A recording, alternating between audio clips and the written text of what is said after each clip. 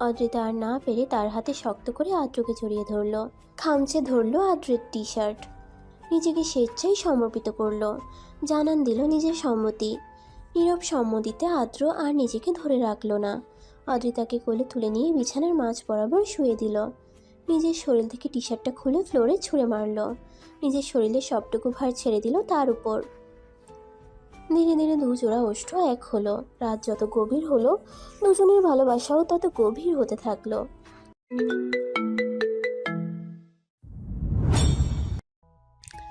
আহ sorry uncle, আমি তো আপনাকে মারতে চাইনি ঢিলটা, আমি ওই পাখিটাকে মারতে চেয়েছিলাম, কিন্তু ভুল করে আপনার মাথায় লেগে গেছে। আদ্রিতার মুখে আঙ্কেল ডাক শুনে আদ্র আর রায়হান হা হয়ে গেল। এই মেয়ে বলে কি? তাদেরকে দেখে কি আঙ্কেল মনে হয়? তারা কি এতই বয়স্ক? এই মেয়ের মাথা ঠিক আছে তো?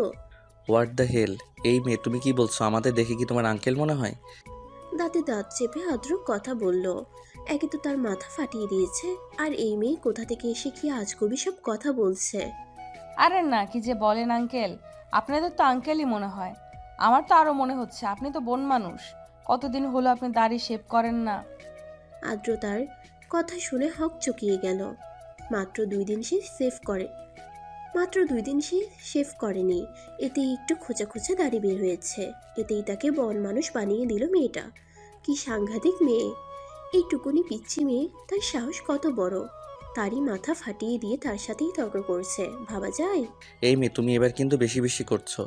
বেশি বেশি হয়ে যাচ্ছে সব কিছু। একে তো আমার মাথা ফাটিয়ে দিয়েছো কিছু বলছি না বলে, একদম একটা আছাড় দেবো মেয়ে। আদ্রকে রাখতে দেখে রায়হান বলল, আচ্ছা ভাই থাক না, মেয়েটা ছোট ভুল করে ফেলেছে, বাদ দে। বাড়ি চল, তোর মাথাকে ব্যান্ডেজ করতে হবে, অনেক রক্ত পড়ছে। এই মেয়ে ছোট, এই মেয়ে ইচ্ছে করে আমার মাথা ফাটিয়ে দিয়েছে, আবার বলছি ভুল করে নাকি মাথা ফাটিয়ে দিয়েছি। এইটুকু মেয়েটার কথার ধরন দেখলে মনে হয় কত বড় মানুষ, কত বড় সাহস আমার সাথে লাগতে আসে। তুই ছাড় আমাকে, একে আমি দেখে নিব। আরে ভাই, তুইও কি মেয়েটার সাথে ছোট হয়ে গেলি নাকি? মাথা ঠান্ডা কর, বাড়িতে চল। দুই ভাইয়ের কথা কাটাকাটি দেখে অদ্রিতা বুঝতে পারলো এখানে আর কিছুক্ষণ থাকলে তার কপালে দুঃখ আছে। তাই সে সেখান থেকে দৌড়ে চলে গেল। এই মেয়েটাকে ধর, চলে যাচ্ছে। আরে যাক না, ছোট মানুষ। এই, তুই আমাকে ছাড়বি?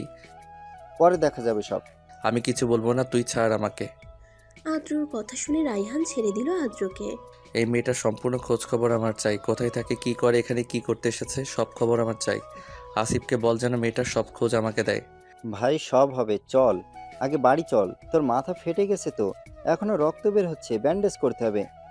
এই হলো আমাদের গল্পের নায়ক আদ্র খান। খুবই শান্তশিষ্ট, তবে রেগে গেলে তার মতো ভয়ঙ্কর আর কেউ হয় না। রেগে গেলে যেমন ভয়ঙ্কর, তেমনই সুন্দর। শুনেছি মেয়েদের নাকি রেগে গেলে নাক লাল হয়, কিন্তু এখানে তার সম্পূর্ণ বিপরীত। বাবা মায়ের আদরের একমাত্র ছেলে। বয়স খুব একটা বেশি না, মাত্র 20 বছর। উচ্চতা প্রায় 5 ফুট 10। তাকে দেখে মনেই হবে না যে তার বয়স 20 বছর। জিম করা বডি, টকটকে ফর্সা, চোখগুলো গোল গোল, সবচেয়ে আকর্ষণীয় চোখের মণি, যেটা হালকা ধূসর বর্ণের, যা সচরাচর দেখা যায় না।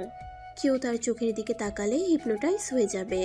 রাজশাহী বিশ্ববিদ্যালয়ের ম্যানেজমেন্ট ডিপার্টমেন্টের প্রথম বর্ষের ছাত্র। আর যার সাথে তর্ক করলো সে হচ্ছে আমাদের গল্পের নায়িকা আদ্রিতা চৌধুরী। যেমন চঞ্চল তেমন দুষ্টু। বাকিটা গল্পে জানতে পারবেন। ড্রয়িং রুমে সবাই বসেছিল। আদ্রকে এভাবে দেখে আদ্রের মা বলে উঠল, আমার ছেলের মাথা এমনভাবে ফাটলো কি করে? কিভাবে রক্ত বের হয়ে শুকিয়ে গেছে? মম, কিছু হয়নি, এত প্যানিক হওয়ার কিছু নেই, আমি ঠিক আছি। বলেই রুমে চলে গেল। আদ্র ছোট হলেও তার মুখের উপর কেউ কথা বলে না। এই জমিদার বাড়িতে দুজনের কথা কেউ ফেলতে পারে না। একজন আদ্রর দাদা আরিয়ান খান, আর দ্বিতীয়জন আদ্র। আদ্রর রাগের কাছে আরিয়ান খানের রাগ তুচ্ছ। আরিয়ান খানও তার উপর কথা বলতে পারে না। সবাই বুঝতে পারে পরবর্তীতে তাদের এই জমিদারি ধরে রাখবে আদ্র। রায়হান, কি হয়েছিল আদ্রের সাথে? ওর মাথা এভাবে কেটে গেল কেমন করে? তেমন কিছু না চাচি, হঠাৎ করে পড়ে গিয়ে মাথায় এমন করে কেটে গেছে।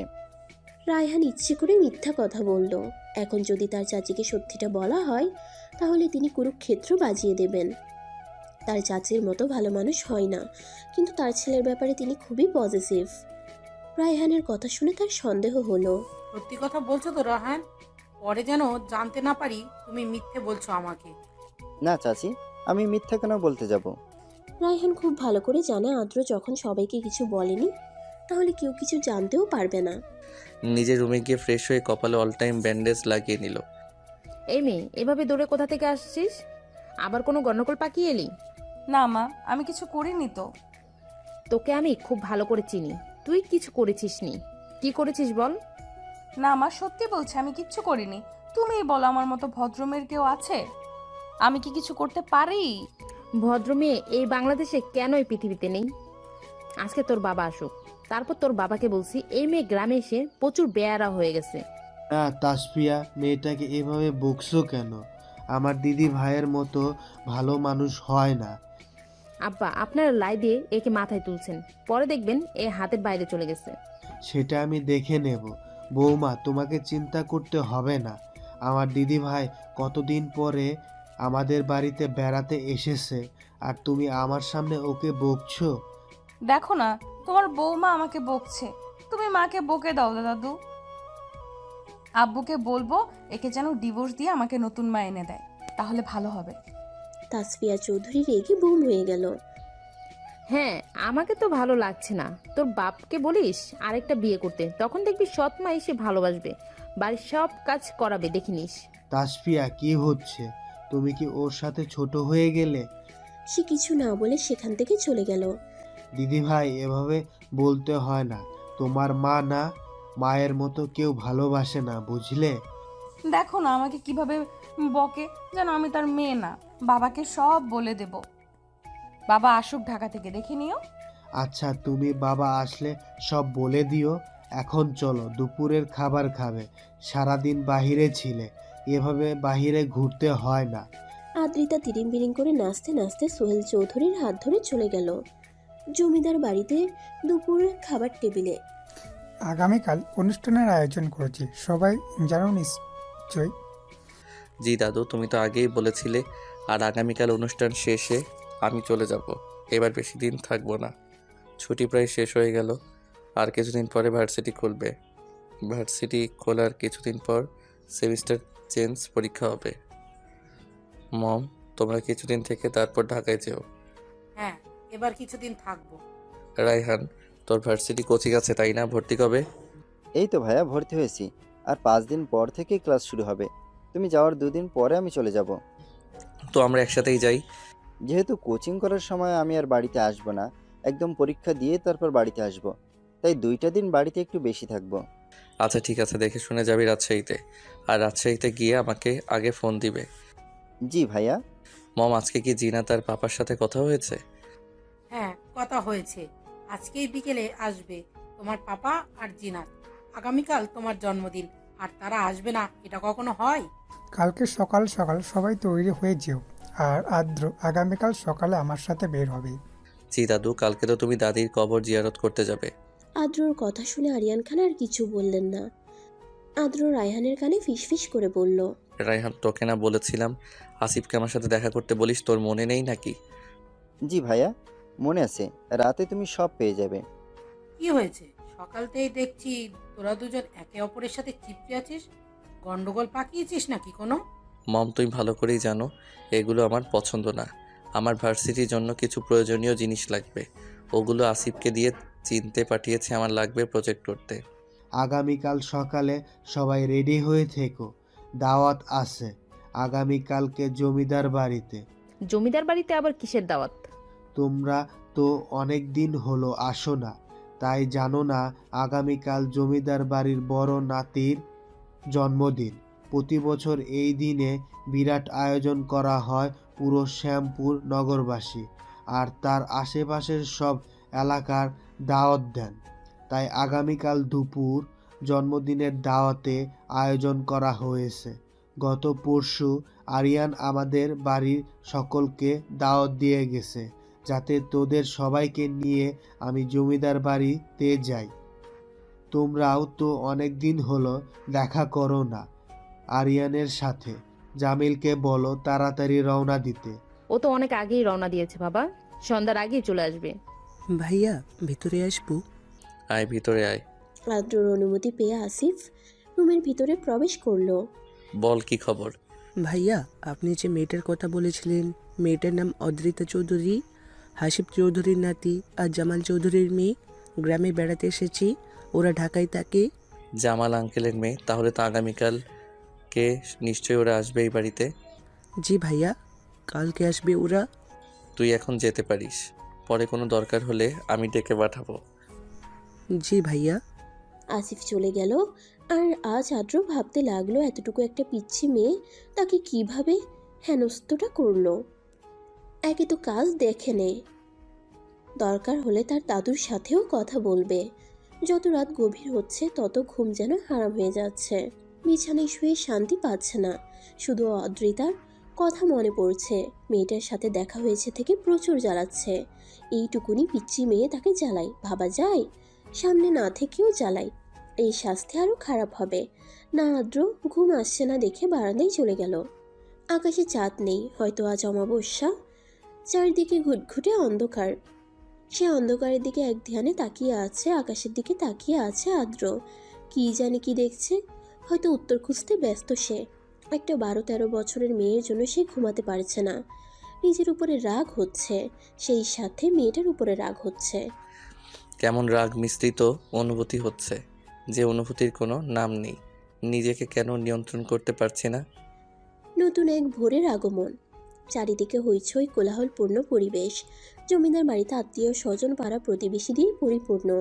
হবেই তো, জমিদারের বড় নাতির জন্মদিন বলে কথা। আরিয়ান খান কোনো ত্রুটি রাখেননি এই অনুষ্ঠানে। হ্যাপি বার্থডে ভাইয়া, নতুন জীবনের শুভেচ্ছা। আরও একটা বছর চলে গেল, আগামী দিনগুলো ভালো হোক। প্রত্যেক বছরই সবার আগে জিনাত তাকে উইশ করবে। সে ভাই বলতে পাগল। ওকে যদি আদ্র বলে এটা ভুল, আর পুরো পৃথিবীর মানুষও যদি বলে এটা সঠিক, তাও সে মানবে তার ভাইয়ের কথা। থ্যাংক ইউ মাই ডিয়ার বনু। ভাইয়া, তাড়াতাড়ি উঠে পড়ো, ড্রয়িং রুমে সবাই তোমার জন্য অপেক্ষা করছে, তাড়াতাড়ি আসো। তুই যা, আমি 5 মিনিটের মধ্যে চলে আসছি। জিনাত আদ্রর কথা শুনে চলে গেল, আর আদ্র ফ্রেশ হতে চলে গেল। গতকাল রাতে তার ঘুম হয়নি। সকালে নামাজ আদায় করার পরে একটু ঘুমিয়েছিল। হ্যাপি বার্থডে আদ্র। লতিফা খান আদ্রকে আদর করে, তারপর পায়েস খাইয়ে দিল। Thank you mom. একে একে সবাই আদ্রকে উইশ করতে লাগলো। চলো সবাই খাবে, অনেক সকাল হয়েছে, এবার নিশ্চয়ই খিদে পেয়েছে। সবাই খাবার খেয়ে যার যার মতো কাজে লেগে পড়ো, অনেক কাজ আজকে। আসসালামু আলাইকুম। সালাম শুনে সবাই পিছনে তাকালো। আরে সোহেল, এত দেরি হলো কেন আসতে? তোকে সকালে আসতে বলেছি। আরে আসতে চাইলেই কি আসা যায় তাড়াতাড়ি? এক জায়গায় আসতে হলে একটু প্রিপারেশনের প্রয়োজন আছে না? এখন চল সবাই একসাথে মিলে নাস্তা করি। তোরা নাস্তা কর, আমরা সকালে নাস্তা করে এসেছি। নাস্তা করছিস তো কি হয়েছে, আমাদের সাথে আবার করবি নাস্তা, কোনো সমস্যা? একটু হলেও কিছু খেতে হবে। আদ্র চুপচাপ দাঁড়িয়েছিল। হঠাৎ দেখতে পেল সোহেল চৌধুরীর পেছনে একটা মেয়ে দাঁড়িয়ে আছে। দাদু, তোমার পিছনের ওই পিচ্চি মেয়েটাকে? চিনেও না চেনার ভান করে বলল আদ্র। দাদু ভাই, এটা হচ্ছে তোমার জামিল আঙ্কেলের মেয়ে, আর এ হচ্ছে তোমার আন্টি। তাসফিয়াকে দেখিয়ে বললেন। আসসালামু আলাইকুম আন্টি। জামিল আঙ্কেল আসবে না? আসবে, একটু সময় লাগবে। অদ্রিতা আদ্রকে দেখে ভয় পেয়ে গেছে। যদি গতকালের কথা বলে দেয় তার মাকে, তাহলে তার মা খুব বকবে তাকে। আদ্র তাকে চেনেনি দেখে সে একটু শান্তি পেল। খাবার টেবিলে বসে আদ্র শুধু তার চোখে অদ্রিতাকে দেখল। সে কি করছে তার গতিবিধি লক্ষ্য করলো। তাসফিয়া, তোমার মেয়েটা তো খুব লক্ষ্মী। কি যে বলে না পা, ওর মতো দুষ্টু মেয়ে মনে হয় কেউ হয় না। এত দুষ্টুমি করে সারাক্ষণ, এখানে অপরিচিত মানুষ তো সব, সেই কারণে চুপচাপ আছে। একটু মিশে যাক সবার সাথে, তখন দেখবেন কেমন চুপচাপ আমার মেয়ে। বাচ্চা কাচ্চা একটু দুষ্টুমি না করলে মনে হয় বাড়িটা প্রাণ শূন্য। দেখেন দেখেন, আমার 2 ছেলে মেয়ে জিনাত আর আদ্র এত শান্তশিষ্ট। আমি ভাবতাম যে ছেলে মেয়েগুলো একটু দুষ্টু হবে, কিন্তু না, তারা তার বাবার মতোই শান্তশিষ্ট। এরকম শান্তশিষ্ট থাকলে কি ভালো লাগে বলেন? জাহিদ খানের দিকে আর চোখে তাকিয়ে কথাগুলো বলল। জাহিদ খান শুধু তার স্ত্রীর কথা শুনে। সে শান্ত প্রকৃতির মানুষ, খুব বেশি কথা বলতে পছন্দ করে না। আসসালামু আলাইকুম, সবাই কেমন আছেন? এত দেরি হলো কেন আসতে? এগুলো ধরেন তো খালা। বাড়ির কাজের লোককে উদ্দেশ্য করে বলল। এত কিছু কেন আনতে হবে? আরে চাচা, অনেক দিন পর আসলাম, খালি হাতে কি আসা যায়? আমি তো আমার বাবার মতোই তো বাবার বাড়িতে আসতে কি মানুষ এত কিছু নিয়ে আসে? আমি কিন্তু মন খারাপ করেছি।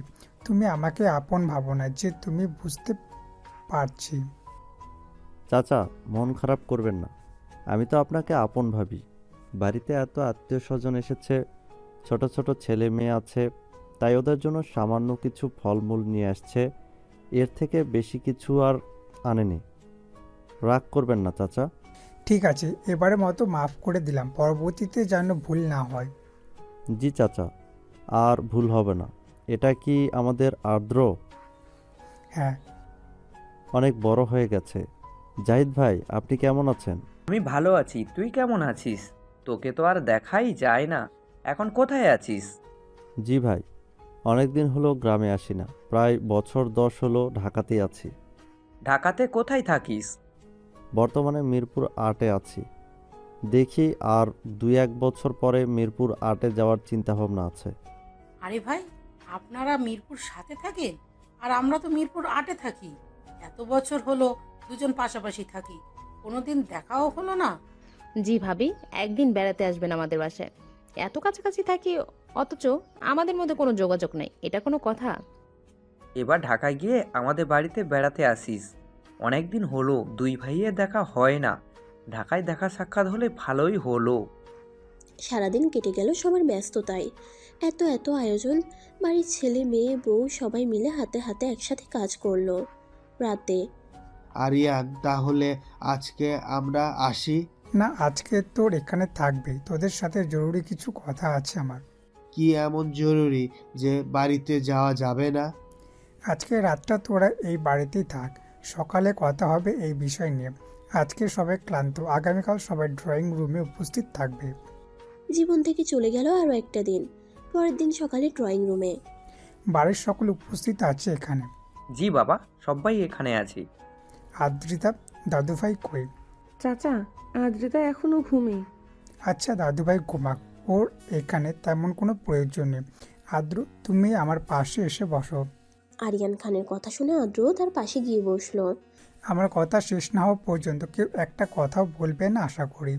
আমার কথা সবাই মানবে। সোহেল হাসিবের সাথে আমার কথা হয়েছিল, যারা ছেলে বা মেয়ে হোক আমাদের দুই পরিবারের সাথে তাদের বিয়ে দেওয়া হবে, কিন্তু আল্লাহ হয়তো চাইতে না যে আমাদের কারো মেয়ে হোক। তোর তো কোনো সন্তানই দিল না আল্লাহ, আর আমার দুই ছেলে, হাসিবের এক ছেলে, তাই আমাদের মনের আশা পূরণ করতে পারলাম না কেউ। এখন আমি আশা পূরণ করতে চাইছি, দুই পরিবারের মধ্যে বন্ধুত্ব সম্পর্কে, আত্মীয়তার সম্পর্কে রূপান্তরিত করতে চাচ্ছি। এটা তো ভালো কথা, কিন্তু কার সাথে? অদ্রিতা আর আদ্র, এই দুজনের আমি বিয়ে দিতে চাইছি। আরিয়ান খানের কথা বলার সাথে সাথে সকলের মাথায় যেন আকাশ ভেঙে পড়ল। তোর মাথা ঠিক আছে আরিয়ান? ভেবে দেখ তুই। আদৌ ছোট ওরা, সংসার জীবনে কিছুই বুঝবে? আমি তো বলিনি যে এখন সংসার করতে হবে। তুই আসলে কি বলতে চাস? তুই জমিদার হয়ে অন্যায় করতে পারবি দুটো বাল্যবিবাহ, যেখানে তুই অন্যায় রোধ করিস? আমি তো বলিনি যে আমি বাল্যবিবাহ দেব ওদের, শুধু ধর্ম মতে বিয়ে হবে আর তারপর যে যা বাড়িতে থাকবে। তোমরা সবাই কি বলো? চাচা, আমি আপনাকে সম্মান করি, কিন্তু এখানে আমার মেয়ের জীবনের প্রশ্ন। আমার মেয়ের মাত্র 13 বছর বয়স, ও এখন এসবের কিছুই বোঝে না। হ্যাঁ বাবা, আদ্র ছোট, ওদের ঘাড়ে এখন বিয়ে নামক বোঝাটা না চাপিয়ে দিলে হয় না। আমার শরীর ভালো যাচ্ছে না, আল্লাহ আমাকে কখন ডেকে নিয়ে নিয়ে যান তার তো কোনো ঠিক নেই, নিঃশ্বাসের কোনো বিশ্বাস নেই। তাই আমি চাই ওদের বিয়েটা দিতে। এই বিয়ের কথা কেউ জানবে না, শুধু আমরা দুই পরিবার বাদে। যখন ওরা পূর্ণবয়স্ক হবে তখন বড় আয়োজন করে ধুমধাম করে এ বাড়িতে আনা হবে। আর রইল বাল্যবিবাহ, শুধু ধর্মের মতে বিয়ে হবে, এখানে তো কোনো সমস্যা নেই। আরিয়ান খানের কথা শুনে জাহিদ খান আর কিছু বলল না। সে বরাবরই তার পিতাকে সম্মান করে। সে জানে তার পিতা কখনো ভুল সিদ্ধান্ত নেবে না। আমি মেনে নেব একটা শর্তে। এই বিয়ে হওয়ার পরে কেউ কারোর সাথে কোনো দেখা হবে না। অদ্রিজা যখন ভার্সিটিতে ভর্তি হবে তখন অনুষ্ঠান করে নিয়ে আসতে পারবেন, তার আগে অদ্রিজা এই বাড়িতে আসবে না। আর্দ্র আর অদ্রিজা কোনোভাবে কেউ কারোর সাথে যোগাযোগ করতে পারবে না। আমি রাজি শর্তে। আশরিফ, জি দাদা। কাজী ডাক, আজকে বিয়ে হবে। জি দাদা, এখনই যাচ্ছি। আদ্র, তোমার কোনো অসুবিধা আছে এই বিয়েতে? আমি জানি তুমি যে সিদ্ধান্ত নিবে ভেবেচিন্তে নিবে। আশা করি এতে আমার ভালো হবে, কোনো খারাপ হবে না। আদ্রর কথা শুনে আরিয়ান খান যেন গর্ববোধ করলো। তাকে বিশ্বাস করে, তার উপর তার আস্থা আছে। এই কথাটুকু যেন তার মনে শান্তি এনে দিল। আর কি চাই তার জীবনে? তাসফিয়া, যাও আদ্রিতাকে নিয়ে আসো। সে কি বলবে, এখানে তার কিছু বলার নেই। তার মেয়ের তো রাজকপাল, এত ভালো একটা পরিবার থেকে বিয়ে হচ্ছে। যদিও বা তার মেয়ে একটু ছোট, কিন্তু তিনি এখানে কোনো অমত করতে পারেননি। তিনি জানেন আল্লাহ তাআলা তার মেয়েকে সুখী করবেন। অদ্রিতা, অদ্রিতা, ওর তাড়াতাড়ি। উঠবো না আমি এখন, ভালো লাগছে না, ঘুমাবো। এই মেয়ে, তাড়াতাড়ি উঠবি নাকি আমার হাতে মার খাবি? প্লিজ মা, একটু ঘুমাতে দাও। এমন করছো কেন? আব্বুকে বলে দেবো কিন্তু। এই মেয়ে, মার খাবি মার? আজকে তোর বিয়ে, উঠ তাড়াতাড়ি। বিয়ের কথা শুনে অদ্রিতার ঘুম ছুটে গেল। মা কি বলছো, আমার বিয়ে? আমি এখন বিয়ে করব না, আমি তো ছোট। এই মেয়ে, বেশি বুঝিস, যেটা বলছি সেটা কর। মা, আমি তোমাদের ছাড়া থাকবো না, প্লিজ। আমি বিয়ে করব না, আমাকে ছাড়া তোমাদের থাকতে কষ্ট হবে না? বলে সে কান্না শুরু করে দিল। সে তো ছোট মানুষ, এগুলো সে কিছু বোঝে না। মেয়ের কথা শুনে তাসফিয়া চৌধুরীর কান্না পেল।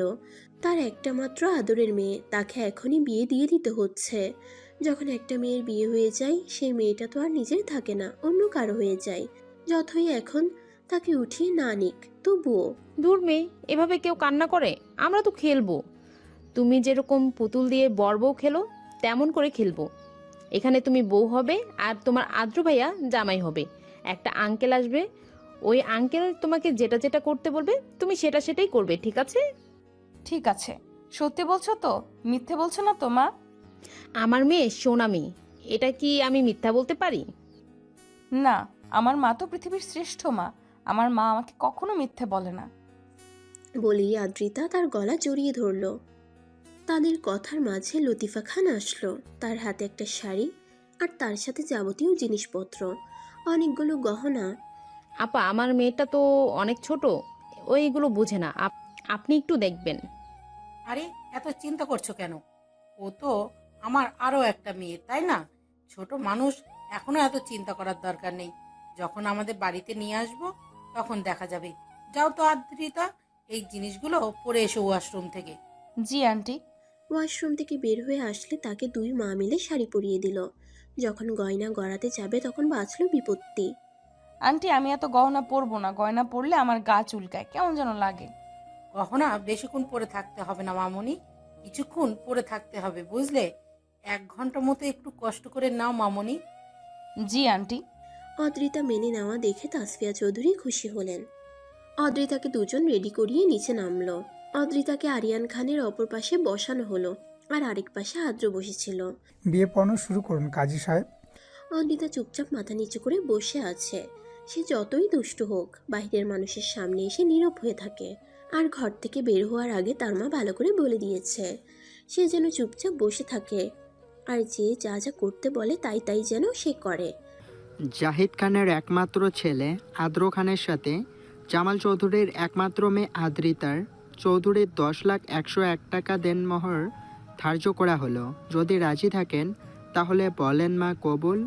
কাজী কবুল বলার সাথে সাথে অদ্রিতা কবুল বলে দিল। কবুল। আরও একবার বলেন কবুল। কবুল কবুল। আদ্রকে উদ্দেশ্য করে বলল কাজী সাহেব।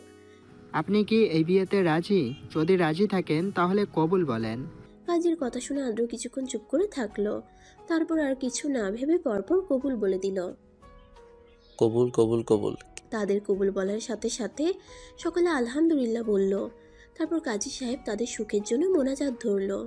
আজ থেকে এরা দুজন ধর্মীয় মতে স্বামী স্ত্রী। আল্লাহ এদের দাম্পত্য জীবন যেন সুখের হয়, এরা যেন একে অপরের পরিপূরক হয়ে থাকতে পারে। আল্লাহ এদের সকল আশা তুমি পূর্ণ করো। এদের সংসারে তুমি বরকত দিও। সুখ দুঃখে যেন তারা একসাথে পার করতে পারে। আমিন। সকলে আমিন বলল। তারপর বাজার থেকে কিনে আনা খুরমা দেওয়া হলো সকলকে। বৌমা ওকে রুমে নিয়ে যাও। লতিফা আর তাসফিয়া দুজনে মিলে অদ্রিতাকে রুমে নিয়ে গেল। রুমে নিয়ে গিয়ে সবকিছু পাল্টে ফ্রেশ হতে বলল অদ্রিতাকে। আমাদের খেলা শেষ। অদ্রিতার কথা শুনে লতিফা তাসফিয়ার দিকে জিজ্ঞাসু দৃষ্টিতে তাকালো। তারপর তাসফিয়া বলল, আসলে আপা ও অনেক কান্নাকাটি করছিল। পরে আমি ওকে বলছি এটা খেলা, পুতুল পুতুল খেলা। ও যেমন পুতুল পুতুল খেলে তেমনই এটা খেলা। এটা কিন্তু ঠিক হয়নি তাসফিয়া। ও ছোট হলে ওকে এটা বোঝানো উচিত ছিল। যা হওয়ার হয়ে গেছে, পরে ওকে বুঝিয়ে সব বলে দিও। জি আপা। আন্টি, গয়নাগুলো আপনি নিয়ে যাবেন না? আমার তো গয়না পরতে ভালো লাগে না, এগুলো আপনি নিয়ে যান। না আম্মু, এগুলো তোমার। আমি তোমাকে উপহার হিসেবেই দিয়েছি। আজকে থেকে আমরা বিআই বিয়ান হয়ে গেলাম ভাই। হ্যাঁ, আয় কোলাকুলি করি। বেআইন হলাম, যদি কোলাকুলি না করি তাহলে হয়? তারপর দুজনে মিলে কোলাকুলি করলো। আজকে হাসি বেঁচে থাকলে কত খুশি হতো। আরিয়ান খানের কথা শুনে জামিল চৌধুরীর মন খারাপ হলো। আজকে তার বাবা বেঁচে থাকলে কত ভালো হতো। তারপর সবাই মিলে দুপুরের খাবারের আয়োজন করলো। অদ্রিতা নিজের মতো করে ঘোরাফেরা করছে, তাকে কেউ কিছু বলছে না। এক সময় ঘুরতে ঘুরতে রুমের কাছে গেল। রুমে উকি মারল। এ বাড়ির সবার রুমের থেকে রুমটা ইউনিক ডিজাইন। আধুনিক হাতে সাজিয়েছে তার ঘর। তার ঘরে কাউকে সে ঢুকতে দেয় না। অদ্রিতা চুপি চুপি আদ্র রুমে ঢুকলো। দেখলো রুমে কেউ নেই। রুমে কিছুক্ষণ ঘুরে তারপর বারান্দায় গেল। বারান্দায় যেতেই সে তো মহা খুশি। এত এত ফুল গাছ, তার পছন্দের লাল গোলাপ গাছ। শুধু যে লাল গোলাপ তা নয়, এটা গোলাপের একটা রাজ্য। লাল গোলাপ, সাদা গোলাপ, হলুদ গোলাপ, গোলাপি গোলাপ, খয়েরি গোলাপ, লাল সাদা গোলাপ, অর্কিড। তার তো এত ফুল গাছ দেখে খুশিতে নাচতে ইচ্ছে করছে। হঠাৎ পিছন থেকে কেউ বলে উঠল। কি করছো এখানে? পিছনে ঘুরে আদ্রকে দেখে চমকে গেল অদ্রিতা।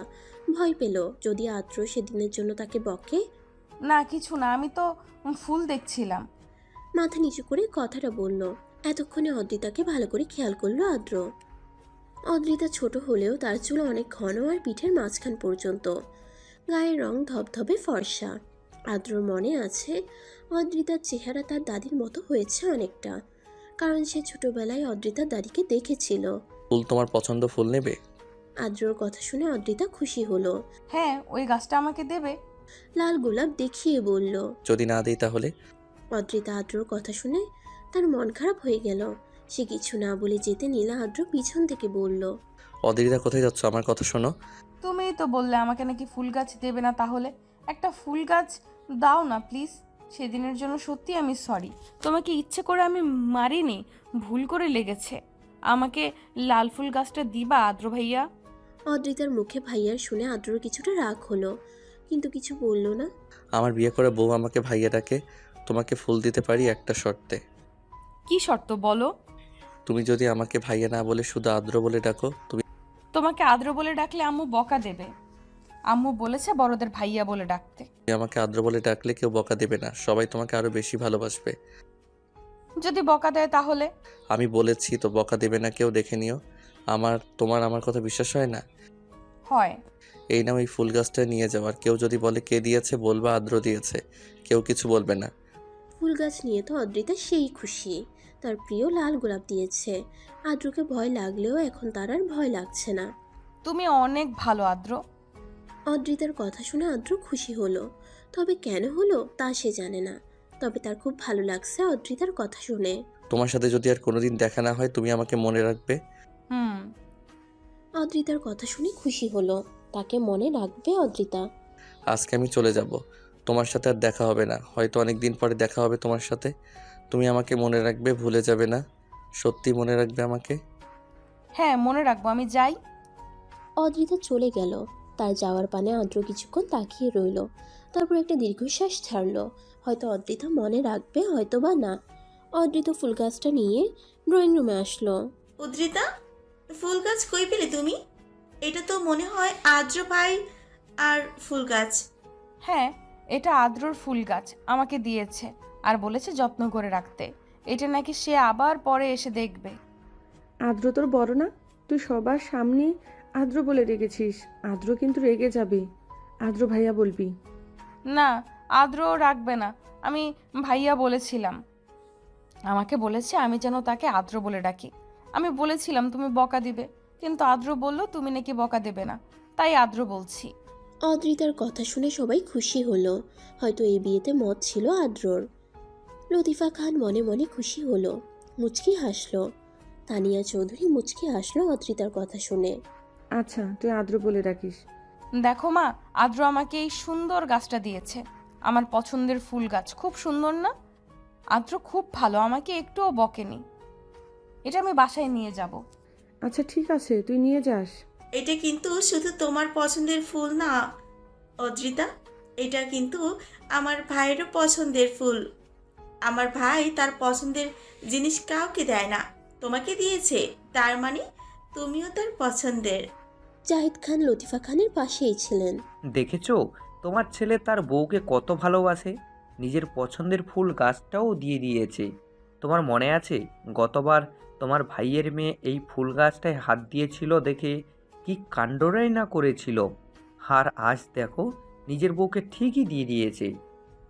এটা কিন্তু তোমার ছেলে আর ছেলের বউ হয়, ভেবেচিন্তে কথা বলো, বুঝেছো? আমার ছেলে আর বৌমাকে দেবো না তো কাকে দিব? আজ বুড়ো বলে কেউ ভালোবাসে না। এটা কেমন কথা? ভালো না বাসলে এত বছর সংসার করছি তোমার সাথে, তোমার বাচ্চা পয়দা করলাম, এগুলো কি ভালোবাসা না? যাও, এইগুলো কি বলো তুমি? জাহিদ খানের কথা শুনে লতিফা খান আবাল হয়ে গেল। এই লোক আবার কি ভাঙ ধরছে, নিজেই করলো সব, এখন তাকেই দোষ দিচ্ছে। যা বাবা। বিকেলে চলে যাচ্ছি, সাবধানে থেকো, কিন্তু ভালো থেকো। আমাকে বলে যেও না কিন্তু, আমাদের আর দেখা হবে না। আচ্ছা আচ্ছা। সবাই যার যার গন্তব্যে চলে গেল। ভাগ্যে কি আছে, অদ্রিতা কি মনে রাখবে আদ্রকে? তাকে সে তো কথা দিয়েছে অদ্রিতা। কেটে গেছে 8টি বছর। 8 বছরে পাল্টে গেছে অনেক কিছু। অদ্রিতা এখন ভার্সিটিতে পড়ে, আদ্র পিএইচডি করতে দেশের বাইরে চলে গেছে। আর তাদের বাড়ির পাশে অদ্রিতারা ফ্ল্যাট কিনেছে আজ থেকে 3 বছর আগে। তারা এখন সেখানেই থাকে। অদ্রিতা আদ্রদের বাড়িতে মাঝে মাঝে বেড়াতে যায়। দক্ষিণা হাওয়া বসন্তের আগামী বার্তা দিচ্ছে, আর শীতের বিদায়ের। ঝরে যাওয়া গাছের ডালগুলোতে নতুন পাতা গজাচ্ছে। প্রকৃতি সেজেছে নতুন রূপে, গাছে গাছে নতুন ফুলের বাহার। সেই সাথে চারিদিকে মেতে উঠেছে বসন্ত উৎসবে। আজকে অদ্রিতাদের ভার্সিটিতে বসন্ত উৎসব। এখন গান করবে অদ্রিতা চৌধুরী। বান্দরনি, তুই আমার পারফরমেন্সের নাম দিয়েছিস? তোকে না আমি বলেছি আমি গান গাইবো না? কুত্তি, গান গেয়ে আসে, তারপরে তোর কপালে শনি আছে। দিল্লি তো আমাকে বাস। আগে তো যা গান গেয়ে আয়, তারপর আমাকে মারিস। অদ্রিতা স্টেজে চলে গেল।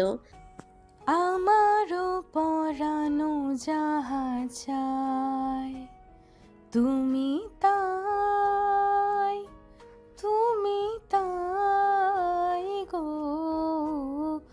আমারও পরানো যাহা চায়, তোমা ছাড়া আর জগতে মোর কেহ নাই, কিছু নাই গো। আমারও পরানো যাহা চায়, তুমি সুখ যদি নাহি পাও, যাও সুখের সন্ধানে যাও। তুমি সুখ যদি নাহি পাও, যাও সুখের সন্ধানে যাও। আমি তোমারে পেয়েছি হৃদয় মাঝে, আরো কিছু নাহি চাই গো। আমারও পরানো যাহা চাই। অদ্রিতার গান শেষ হতেই করতালিতে ভরে উঠল চারিদিকে। কুত্তি, আজকে তোর একদিন কি আমার একদিন। তুই আমাকে না জানিয়ে নাম দিয়েছিলি কেন? বান্দরনি, তোকে না আমি বলেছিলাম আমি এগুলো কিচ্ছু করব না, তাও কেন নাম দিছিস? দোস্ত, তুই আমাকে কাছে পেলে আজকে জ্যান্ত চিবিয়ে খাবি। প্লিজ দোস্ত, আমি আর দৌড়াতে পারছি না, একটু থাম প্লিজ। তোকে একবার হাতের কাছে পাই, তোর পিঠের চামড়া তুলে ফেলবো। আজকে তুই আমাকে এত বড় বাস না দিলেও পারতি আজকে। দৌড়াতে দৌড়াতে আদিবাকে একসময় আদি ধরে ফেললো। আর মারিস না দোস্ত, হার মারলে আমি মরেই যাব, তখন তুই আমাকে কোথায় পাবি? অত্রি, তোরে আমি পায়ে ধরি, হার মারিস না। আর এমন করবি বল আমার সাথে? মা আমাকে বারবার বলছে আমি যেন গান না করি। এখন যদি মা জানে যে আমি গান করছি, আমার বদলে কি তুই বকা খাবি বল? বলেই ধরাম করে পিঠে একটা কিল বসিয়ে দিল আদিবার। তারা দুজন মারামারি করছিল। হঠাৎ দেখতে পেল আদিত্য তাদের দিকে এগিয়ে আসছে। আরে দোস্ত, এটা আদিত্য ভাইয়া না? এদিকে আসছে কেন? প্রপোজ করবে নাকি? দেখিস আমার কথা মিলিয়ে নিস। তোকে প্রপোজ করবে দেখিস? এখন পর্যন্ত আমাকে একটা প্রপোজ পেয়েছি, আমার ফাটা কপাল। তাদের কথার মাঝে আদিত্য এসে দুজনের সামনে দাঁড়ালো। তার হাতে একটা গোলাপ ফুলের বুকে ছিল। বুকেটা আদিবারের দিকে এগিয়ে বলল, আদিবা ভাই, এটা তোমার জন্য। আমার জন্য মানে? মানে কালকে তোমার একটু সময় হবে আমাকে দেওয়ার জন্য? তোমার সাথে কিছু কথা ছিল। না তো ভাইয়া, কালকে আমার ওনার সাথে একটু ঘুরতে যাব, তো তাই আর কি। পরশু সময় হবে, তাহলে আগামী পরশু দেখা করি। লজ্জা লজ্জা ভাব করে আদিবা কথাগুলো বলল। তোমার উনি মানে বুঝলাম না ঠিক। আমার উনি মানে আমার ফিয়ন্সে। তোমার বিয়ে ঠিক হয়েছে? জি ভাইয়া, এই তো আর কিছুদিন পরে আমাদের বিয়ে হবে, সবাইকে দাওয়াত দিব, আসবেন কিন্তু। আদিত্য আর কিছু না বলে সেখান থেকে তাড়াতাড়ি চলে গেল। সে চলে যেতে তারা দুই বান্ধবী হাসিতে ফেটে পড়ল। এটা কি হলো? তুই ভাইয়াকে মিথ্যা কথা বললি কেন? আরে ধুর, এর সাথে প্রেম করবে কে? একটা প্লে বয়, তুই জানিস না? না তো, আদিত্য ভাইকে দেখে তো মনে হয় ওনার মতো সহজ সরল আর কেউ নেই। তাহলে তুই তো জানিস না, আমাদের ক্লাসে তোরা আসে না, মেয়েটার সাথে আদিত্যের রিলেশন ছিল, ব্রেকআপ হয়েছে। তুই যে একদিন ভার্সিটিতে আসিসনি, সেদিন কি একটা কাণ্ড হয়েছিল ভার্সিটিতে তোরা আর আদিত্যকে নিয়ে। আদিত্য একটু সুন্দর বলে সবাই তার জন্য ফিদা। কি জানি এই সাদা মূলায় মেয়েরা কি পায়। আর দেখ কেমন ভাব করে থাকে, মনে হয় যে ভোলা ভোলা। এই জন্যই মেয়েরা বেশি পাগল হয়। দেখিস তোর ভাগ্যে সাদা মুলা পড়বে। সেটা তখন দেখা যাবে, এখন চল বাড়ি যাব, সন্ধ্যা হয়ে যাবে। দেখ না তুই কত প্রপোজ পাস, আর আমি একটাও প্রপোজ পাই না। এই জীবন নিয়ে কি হবে যদি একটা প্রপোজ না পাই? তুমি প্রপোজ পাও না ঠিক, কিন্তু তুমি তো বিয়ে করে নিয়ে বসে আছো। দুলাভাই কবে দেখাবি বল সেটা। আদিবার কথা শুনে অদ্রিতা একটু লজ্জাই পেল। ভার্সিটিতে ওঠার পর আদ্রের সম্পর্কে অদ্রিতা সবকিছু বলে দিয়েছে আদিবাকে, যে সে বিবাহিত। সেদিন অদ্রির কথা শুনে আদিবা অবাক হয়ে গিয়েছিল। তার থেকে বেশি অবাক হয়েছিল তো এটা শুনে, বিয়ে হয়েছে কিন্তু তাদের মধ্যে কোনো যোগাযোগ নয়। কেমনে কি হয় ভাই? আচ্ছা আদৌ আমাকে দুলাভাই তো কোনো সমস্যা নাই? সমস্যা মানে কেমন সমস্যা? না, এই যে তোর সাথে সেই 3 বছর আগে দেখা করে গিয়ে বিদেশে পাড়ি জমিয়েছে, আর তার কোনো খোঁজ খবর নেই না। এত সুন্দর একটা মেয়েকে রেখে কেউ কি বিদেশে এইভাবে থাকতে পারে? আমার তো মনে হয় দুলাভাইয়ের কোনো প্রবলেম আছে। আদিবার কথা শুনে অদ্রিতা তার মাথায় একটা থাপ্পড় মারলো। বেশি পেকে গেছিস তাই না? তোর বিয়ে দিতে হবে, দাঁড়া আন্টিকে বলি তোর জন্য ছেলে দেখতে। তুই বিয়ে কর, তোর যদি কোনো দেবর থাকে তার গলায় আমি ঝুলে পড়বো, তারপর তো যেন একসাথে থাকবো, ভালো হবে না? আমার তো দেবর আছে রায়হান ভাই, তুই কি 2 চোখে দেখতে পারিস না? ওই হাদারামকে বিয়ে করবে কে? হাদারাম তো ঠিক মতন কথাই বলতে পারে না, আবার তার সাথে প্রেম বিয়ে? বাচ্চা পয়দা করতে পারবে নাকি তাই সন্দেহ। বলেই চোখ টিপ মারলো আদিবা। দুজনে কথা বলতে বলতে গেটের কাছে আসতেই অদ্রিতার পা হঠাৎ থমকে গেল। সে দাঁড়িয়ে থেকেও বুঝতে পারলো তার শরীর অস্বাভাবিক রকম কাঁপছে। কি রে, এভাবে দাঁড়িয়ে গেলে কেন? চল তাড়াতাড়ি বাসায় যেতে হবে, দেরি হলে তোর মা আমার মা দুজনেই বকবে। কি রে, আমার কথা শুনতে পাচ্ছিস না? একটু বিরক্ত নিয়ে কথাগুলো বলল। আদিবা তার কথা শুনছে না দেখে একটু ঝোরে ধাক্কা দিল অদ্রিতাকে। কিছু বললি? এতক্ষণ যে আমি এত কথা বকবক করলাম, তুই কি শুনিস না আমার কথা? আদিবা হঠাৎ খেয়াল করলো তাদের সামনে একটা ছেলে এসে দাঁড়িয়েছে। হাই শালিকা, কেমন আছো? আদিবা আদ্রকে ছবিতে দেখেছে। একজনকে ছবিতে দেখলে সহজে চেনা যায় না। লে ভাই, আপনি কে যে আমাকে শালিকা শালিকা করছেন? আমি কি আপনাকে চিনি নাকি? আপনি আমার বোনের জামাই না বান্ধবীর জামাই? আমার তো বোনই নেই, একটা মাত্র বান্ধবী আছে, ওর তো অনেক আগেই বিয়ে হয়ে গেছে। আদিবা আর কিছু কথা বলতে যাবে তার আগে অদ্রিতা তার কথা শুনে তার হাত চেপে ধরলো। আমি তোমার বোনের জামাই না, তোমার সামনে দাঁড়িয়ে থাকা তোমার বেস্ট ফ্রেন্ডের হাজবেন্ড। আদ্রর কথা শুনে আদিবা বিষম খেলো। হারিয়ে যাওয়া দুলাভাই নাকি আপনি? আরে দুলাভাই, আপনি আসলে, আমি তো আপনাকে চিনতেই পারিনি। আপনি আমাকে চিনলেন কেমন করে? আপনাকে আমি অদ্রিতার মোবাইলে দেখেছিলাম, তো যার কারণে আপনাকে চিনতে পারিনি। ওহো, ভুলেই তো গেছে, আপনি আমাকে চেনেন মিয়া। আপনার বউকে দেখে আমাকে চিনতে পেরেছেন, তাই না? মোটেই না, আমি আগে থেকেই তোমাকে চিনি। কিভাবে? সেটা অন্য কোনো দিন বলবো। অদ্রিতা। তার মুখে নিজের নাম শুনে শরীরে কাঁটা দিয়ে উঠল। আদ্রর সাথে তার দেখা হয়েছিল সে যখন ক্লাস 9-এ পড়ে, তখন হয়তো দেখা হতো না, কিন্তু আদ্র দেশের বাইরে চলে যাবে তাই তাকে জোর করে তার মা আন্টির সাথে এয়ারপোর্টে পাঠিয়েছিল। সেদিন প্রথম আদ্র সবার সামনে অদ্রিতাকে জড়িয়ে ধরেছিল। সেই জড়িয়ে ধরার দৃশ্য অদ্রিতা এখনো ভুলতে পারে না। অদ্রিতা মাথা নিচু করে বলল, জি। চলো কোথায় যাব? বাসায় যাব। কোন বাসায়? তোমাদের বাসায়। কেন, আমাদের বাসায় যেতে চাইছো নাকি? অদ্রিতা নিজের বোকা বোকা প্রশ্নই নিজেই অবাক হলো। সেই সাথে আদ্রর কথাই একটু লজ্জা পেল। না, সেটা বলতে চাইনি আমি। তাহলে কি বলতে চেয়েছিলে? শালিকা, তুমি আমাদের সাথে চলো। না ভাইয়া, আমি কাবামে হাড্ডি হতে চাইছি না, আপনারা দুজনা যান, আমি একাই যেতে পারবো। তুই চল আমাদের সাথে, কোনো সমস্যা হবে না। চলো, কোনো সমস্যা নেই। এতদিন পরে আপনাদের দুজনের দেখা, একটু আলাদা টাইম স্পেন্ড করবেন না? আমি সেখানে কাবামে হাড্ডি হয়ে কিভাবে যাব? আপনারা যান, আমি একাই চলে যেতে পারবো। তোমাকে একা ছেড়ে দিই কিভাবে বলো?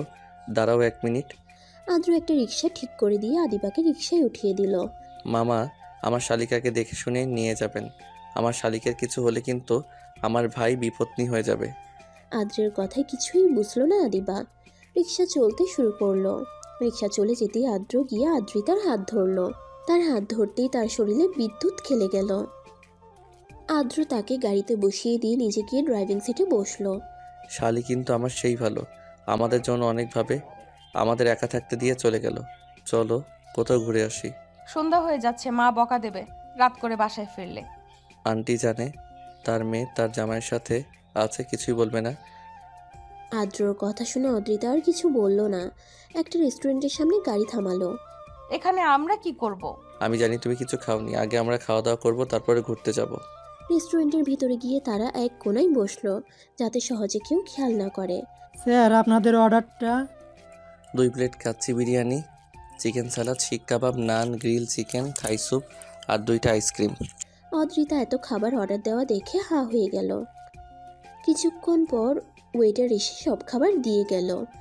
আমরা দুজন মানুষ, এত খাবার অর্ডার দিলেন কেন? এত খাবার কে খাবে? কাচ্চি আর আইসক্রিম তোমার জন্য, বাকি সব আমি খাবো। আদ্রর কথা শুনে অদ্রিতা টাস্কি খেলো। মনে মনে বলল, এই লোক এত খাবার খেয়ে এত ফিট কিভাবে? এত চিন্তা ভাবনা বাদ দিয়ে খাবার খাওয়া শুরু করো। তোমার জামাইয়ের থেকে আরও বেশি খেতে পারে, আর তোমার বর এমনি এত ফিট না, প্রতিদিন জিম করে। অদ্রিতা যেন আরো বড় টাস্কি খেলো। এর সামনে কিছু ভাবাও যাবে না, এ তো দেখি মনের কথাও জেনে যায়। কেমনে কি ভাই? অত ভেবে কাজ নাই, খাওয়া স্টার্ট দাও। আর জামাইকে কখনো কেউ ভাই বলে না, জামাইকে জান, কলিজা, বাবু, আত্মার সোনা এগুলো বলতে হয়। অদ্রিতার মনে হয় এখন অজ্ঞান হয়ে যাবে। সে আর কিছু না ভেবে খাওয়া শুরু করলো। অদ্রিতা কাচ্চি খেতে খেতে আদ্রর প্রায় সব খাওয়া শেষ। অদ্রিতা খাচ্ছে কম, আদ্রকে দেখছে বেশি। তুমি খাবে নাকি আমি খাইয়ে দেবো? আদ্রর কথা শুনে একটু লজ্জাই পেল। আমি খেতে পারবো। খাওয়া শেষে বিল দিয়ে দুজন গাড়িতে গিয়ে বসলো। বাতাসে অদ্রিতার চুল অদ্রিতাকে তো জ্বালাচ্ছে, সেই সাথে আদ্রর মুখের উপরে চুলগুলো বাড়ি খাচ্ছে। তাই সে চুলগুলো খোপা করতে নিলে আদ্র বলল, চুল বেঁধো না। আপনার তো গাড়ি চালাতে সমস্যা হচ্ছে। আমি কি একবারও বলেছি আমার সমস্যা হচ্ছে? এত বেশি ভাবা ঠিক না। আজকাল মানুষের ভালো করতে নেই। কোন জায়গাটা তো খুব সুন্দর। পছন্দ হয়েছে, এটা আমার খুব একটা প্রিয় জায়গা। আগে যখন রাজশাহী থেকে ছুটিতে বাড়িতে আসলাম তখন যদি কখনো মন খারাপ হতো গাড়ি নিয়ে এখানে চলে আসতাম। সবচেয়ে ভালো লাগে যখন সূর্য অস্ত যায়। তাহলে আজকে সূর্যাস্ত দেখে যাব। বাদাম খাবে? খাওয়া যায়। তুমি এখানে বসো, আমি বাদাম কিনে আনছি। আদ্র বাদাম কিনতে চলে গেল আর অদ্রিতা নদীর কিনারে বসে থেকে সূর্যাস্ত দেখছে। আদ্র বাদাম কিনে আসার সময় দূর থেকে অদ্রিতাকে লক্ষ্য করলো। সূর্যাস্তের আলোতে অদ্রিতাকে কি স্নিগ্ধ লাগছে। দূর থেকে দাঁড়িয়ে আদ্রিতার কয়েকটা ছবি তুলে নিল। তারপর গিয়ে অদ্রিতার পাশে বসলো। আদ্র বাদাম ছিলে দিচ্ছে আর অদ্রিতা খাচ্ছে। তুমি কি নিষ্ঠুর? সব জায়গায় প্রেমিকা বাদাম ছিলে দেয় আর প্রেমিক বাদাম খায়, আর আমি বাদাম ছিলে দিচ্ছি আর তুমি বাদাম খাচ্ছ। তোমার কি বরটার উপর একটু মায়া হয় না? আইসে কি আমার প্রেমিকার উদাহরণ দিতে? বলি ভাই এতদিন কই ছিলেন? এতদিন তো আমার কথা একটুও মনে পড়েনি। আমার বউটা কি আমাকে মিস করেছে? আমার বউটা কিন্তু আমাকে কথা দিয়েছিল সে আমাকে ভুলে যাবে না। সে কিন্তু তার কথা রেখেছে, সে আমাকে ভুলে যায়নি। আমি আমার বউটাকে কিন্তু খুব ভালোবাসি। একদম বউ বউ করবেন না। এখন ভালোবাসা দেখাতে এসেছে। আগে কই ছিলেন? কোনো খোঁজ খবর নেই, হুট করেই উদয় হলেন। আবার চলে যাবেন নাকি? হায়রে, আমার বউটা দেখে অনেক কথা শিখে গেছে। আমার পিচ্ছি বউটা আর পিচ্ছি নেই। আমার বউ পাখিটা রাগ করেছো আমার উপর? তোমার বাবার শর্তের কথা মনে নেই? মনে থাকবে কিভাবে? তখন তো তুমি পিচ্ছি। তখন কেন? এখনও তো তুমি পিচ্ছি আছো। তোমার বাবার কারণেই তো আমাকে তোমার কাছ থেকে দূরে থাকতে হলো। খবরদার আমাকে পিচ্চি বলবেন না। আমি যদি পিচ্চি হই তাহলে পিচ্চি মেয়েকে বিয়ে করেছেন কেন? আমি তো বিয়ে করতে চাইনি। কি করবো বলো? আমার দাদুটা তোমাকে আমার ঘাড়ে চাপিয়ে দিল। আদ্র মজা করে কথাটা বললেও কথাটা শুনে অদ্রিতার খারাপ লাগলো। সে অন্যদিকে মুখ ঘুরিয়ে নিল। তার কেন যেন খুব কান্না পাচ্ছে। তার মানে কি সবাই তাকে জোর করে তার ঘাড়ে তুলে দিয়েছে? এরকম কথা সে বলতে পারলো? আচ্ছা দেখি এদিকে তাকাও। কি হয়েছে? রাগ করেছো? আমি তো এমনি একটু মজা করছিলাম। দেখি এদিকে তাকাও। কান্না করছো? এই সামান্য কথা কেউ কি কান্না করে? দেখেছো তুমি পিচ্ছি পিচ্ছি রয়ে গেলে, বড় হলে না আর। উপরে উপরে দেখায় যে আমাকে কত ভালোবাসে, ভেতরে ভেতরে তো শয়তান। আমাকে তো ভালোবাসে না। বিদেশে গিয়ে কি কোনো মেয়েকে পছন্দ হয়েছে? হতেও পারে। আমার মতো এমন মেয়েকে কে ভালোবাসবে? আমি তো সবার মতো এত স্মার্ট না। ডিভোর্স দিয়ে দেবো আপনাকে। কি বললি তুই? ডিভোর্স দিবি? এত সাহস হয়েছে? কিছু বলি না দেখে বার বেড়ে গেছিস তাই না? সামান্য মজাও বুঝিস না তুই? সামান্য একটা কথা নিয়ে এত বড় কথা বললি তুই আমাকে। তুই যদি ডিভোর্স চাস তাহলে আমার মরা মুখ দেখতে হবে। তার আগে তুই ডিভোর্স পাবি না, মনে রাখিস। তার গালে জোরে চেপে ধরে কথাগুলো বলল। গাল ছেড়ে দিয়ে জোরে জোরে নিঃশ্বাস নিল।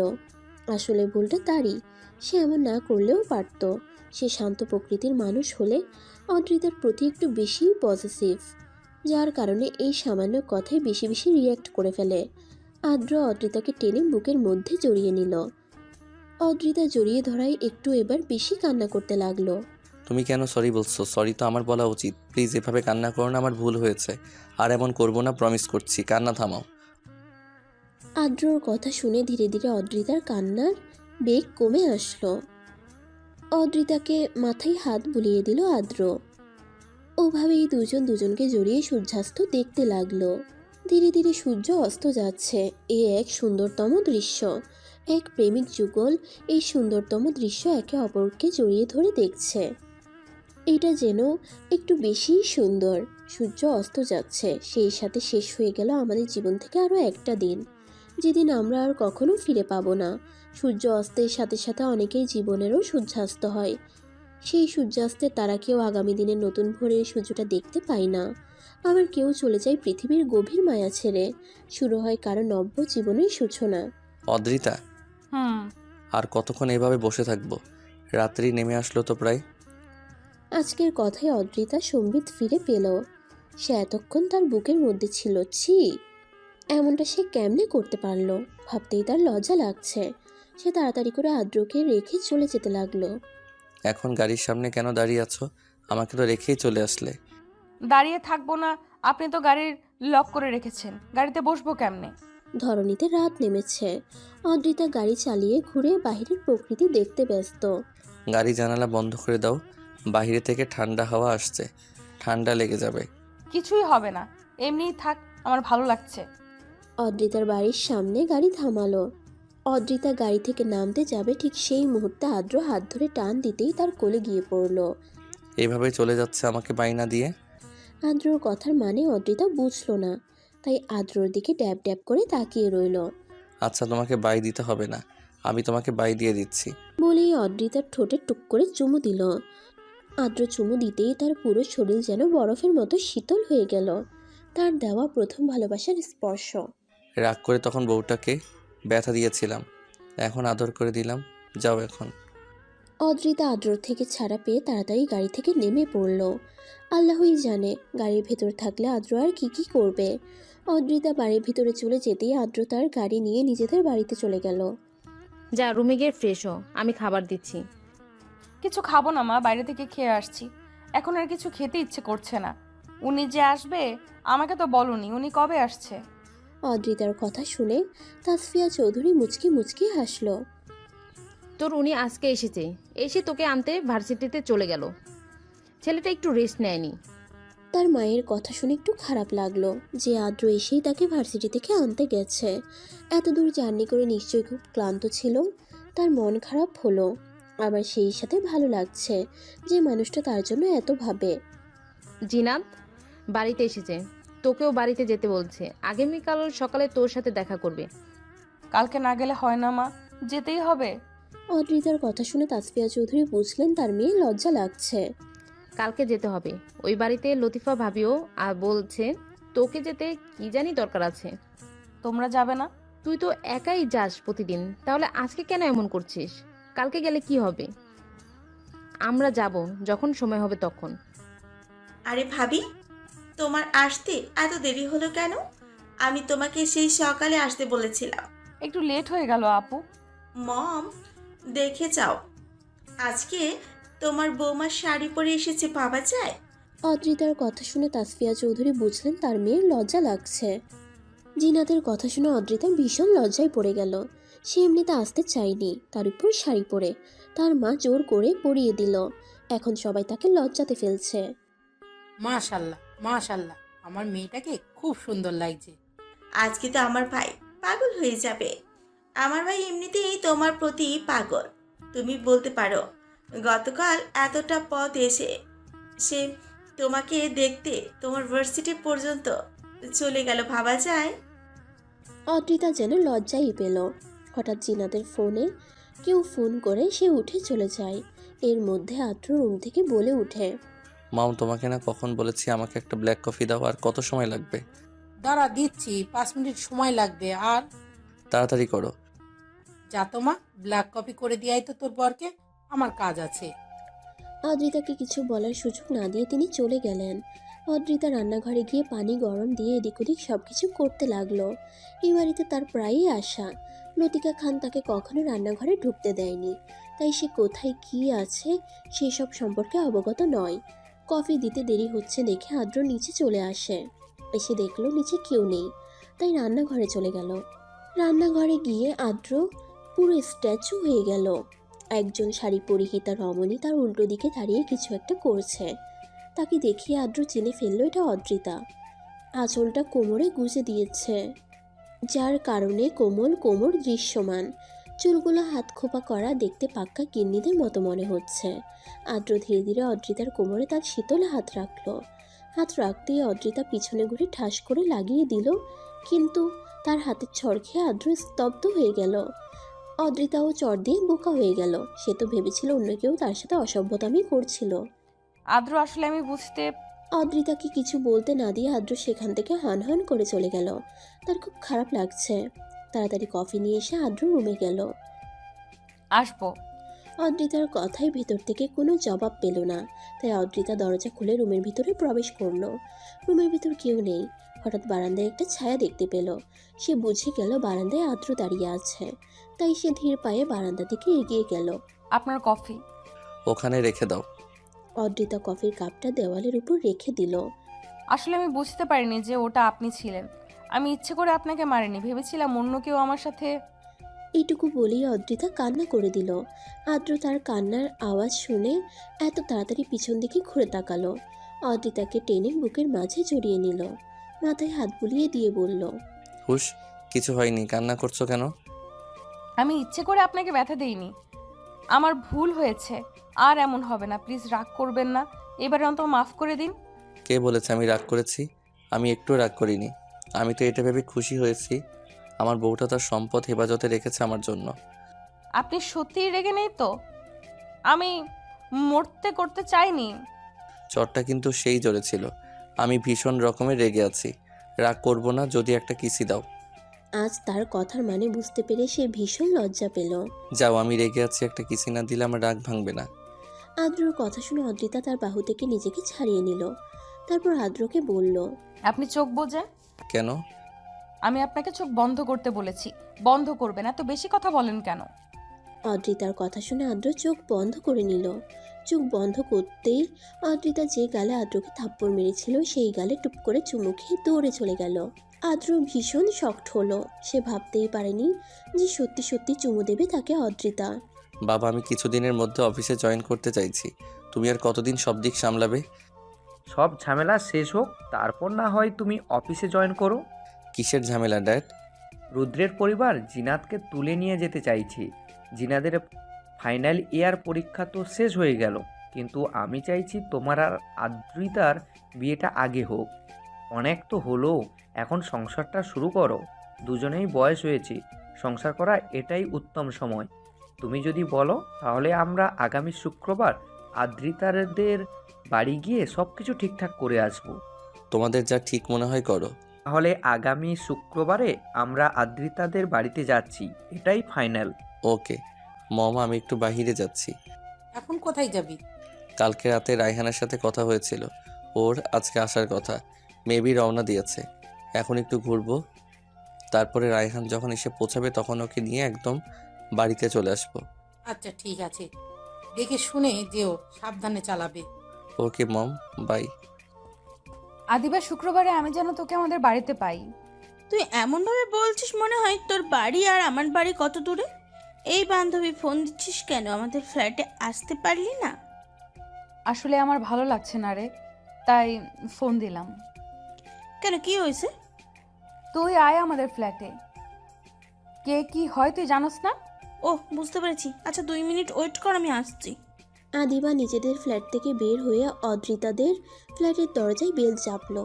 মিসেস তানিয়া গিয়ে দরজা খুলে দিল। আরে আদিবা, ভেতরে এসো। আন্টি, অদ্রিতা কোথায়? দেখো, ও মনে হয় শুয়ে আছে, একটু অসুস্থ তো। আদিবা দৌড়ে অদ্রিতার রুমে চলে গেল।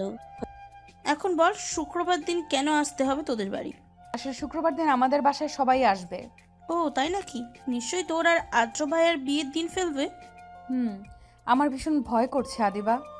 কিসের ভয়? বিয়ে হয়ে গেছে আজ থেকে 7-8 বছর আগে, আর তোর এখন ভয় হচ্ছে? তবুও ভীষণ টেনশন লাগছে। যখন বিষয়টা হয়েছিল তখন তো আমি কিছু জানতাম না, তুই তো সবই জানিস। চিন্তা হওয়াটা কি স্বাভাবিক না? হঠাৎ অদ্রিতার ফোন বেজে উঠল। অদ্রিতা ফোন হাতে নিয়ে দেখে আননোন নাম্বার। কে ফোন দিয়েছে রে, দুলাভাই নাকি? কি জানি, চিনি না, দেখ অপরিচিত নাম্বার। দে আমি কথা বলি। বলেই আদিবা অদ্রিতার হাত থেকে ফোনটা নিয়ে নিল। হ্যালো, কে রে? হ্যালো অদ্রিতা। আদিবা আদ্রর কথা শুনেই ফোনটা লাউড স্পিকারে দিল। অদ্রিতা কিছু বলতে নিলে এসে চুপ করিয়ে দিল অদ্রিতাকে। হ্যাঁ বলো। সোনা, রেডি হয়ে নাও, আজকে বের হব। আদ্রের কথা শুনে আদিবা চুপ হয়ে গেল। তারপর অদ্রিতা কিছু বলতে নিলেই আদিবা অদ্রিতার মুখ চেপে ধরল। হ্যাঁ বাবু, কোথায় বেড়াতে যাব আমরা? কেন, হোটেলে যাব? কোনো সমস্যা? না, আমার কেন সমস্যা থাকবে? তুমি যেখানেই নিয়ে যাবে আমি সেখানেই যাব। চাইলে আর একটু গভীর কিছু হবে। শালি সাহেবা, অনেক হয়েছে, দয়া করে আমার বউটাকে ফোনটা দিন। আদ্রর কথা শুনে আদিবা জিভ কাটল। সে তাড়াতাড়ি করে অদ্রিতাকে ফোনটা দিয়ে দিল। জি বলেন। তাড়াতাড়ি রেডি হয়ে না, বেড়াতে যাব। আজকে না গেলে হয় না, আমার ভালো লাগছে না। তার কথা শুনে অদ্রিতা বিরক্ত হলো। কি হয়েছে তোমার? অসুস্থ ডাক্তার ডাকবো? না না, কিছু হয়নি, এমনি ভালো লাগছে না। আপনি দয়া করে হাইপার হবেন না, একাই ঠিক হয়ে যাবে। একাই কেমনে ঠিক হবে? ঠিক হয়ে যাবে, আপনাকে টেনশন করতে হবে না। যদি বেশি অসুবিধা হতো তাহলে তো আপনাকে বলতামই। আদ্র তার কথায় কিছু একটা বুঝতে পেরে ফোনটা রেখে দিল। আদ্র ফোনটা রাখতেই অদ্রিতা স্বস্তির নিঃশ্বাস ফেলল। কি বললো ভাইয়া, যাবি বেড়াতে তুই? তুই তো এমনিতেই অসুস্থ। আরে মাথা খারাপ হয়েছে? এমনিই বেড়াতে যাব, এমনিতেই ভালো লাগছে না। উনি আসতে চাইলে আমি না করেছি। হ্যাঁ, ভালো হয়েছে। তাদের কথার মাঝে আবারও কলিং বেল বেজে উঠল। তানিয়া বেগম রান্না করছিলেন, অদ্রিতার জন্য নুডলস পাস্তা তৈরি করছিলেন। মেয়েটা অসুস্থতার জন্য সকাল থেকে কিছু খায়নি। তাড়াতাড়ি গিয়ে দরজা খুলে দিলেন। দরজা খুলে দিতেই আদ্র আর রায়হানকে দেখতে পেল। আসসালামু আলাইকুম আন্টি, ভালো আছেন? জি বাবা, ভালো আছি, ভেতরে এসো। বলেই তিনি সামনে থেকে সরে দাঁড়ালেন। আদ্র আর রায়হান ভিতরে গিয়ে ড্রয়িং রুমে সোফায় বসলো। আন্টি এগুলো রেখে দিন। এগুলো কেন আনতে গেলে বাবা? তুমি এমনি এসেছো, এতেই খুশি। আন্টি অদ্রিতার রুমটা কোনটা? তাসফিয়া চৌধুরী মুচকি হাসলেন। তারপরে হাত দিয়ে অদ্রিতার রুম দেখিয়ে দিলেন। তিনি হাতে থাকা জিনিসগুলো নিয়ে রান্নাঘরে চলে গেলেন। আদ্র বসা থেকে উঠে অদ্রিতার রুমের দিকে হাঁটা ধরল। ভেতরে আসবো? আদ্রর কণ্ঠ শুনে দুজনে চমকে গেল। আমি যা শুনেছি তুই কি তা শুনেছিস? এখানেও আসবে কেমন করে? কে জানে। ভিতরে আসবো? আদ্রের কথা শুনে অদ্রিতা তাড়াতাড়ি করে উঠে বসলো। আদ্র সত্যি এসেছে? জি ভাইয়া, ভিতরে আসেন। আদিবার কথা শুনে ভিতরে ঢুকলো আদ্র। ভেতরে যেতেই আদিবা ঘর থেকে বেরিয়ে আসলো। আদিবা রুম থেকে চলে যেতেই আদ্র দরজাটা চাপিয়ে দিল। আদ্রর দরজা চাপানো দেখে একটু ভয় পেল। এই লোকটা আবার এভাবে দরজা চাপিয়ে দিচ্ছে কেন? বসে আছো কেন? শুয়ে থাকো, তুমি না অসুস্থ? না, ঠিক আছি। এই যেখানে টিপস, চকলেট, কুকিজ, আইসক্রিম সব আছে, যখন যেটা মন চাই খেয়ে নিবে। আর শুয়ে থাকো, আমি আদিবাকে পাঠিয়ে দিচ্ছি। এখনই চলে যাবেন? তুমি বললে থেকে যাব। আদ্র মুচকি হাসলো। তারপর অদ্রিতার কপালে ছোট্ট করে একটা চুমু দিয়ে চলে গেল।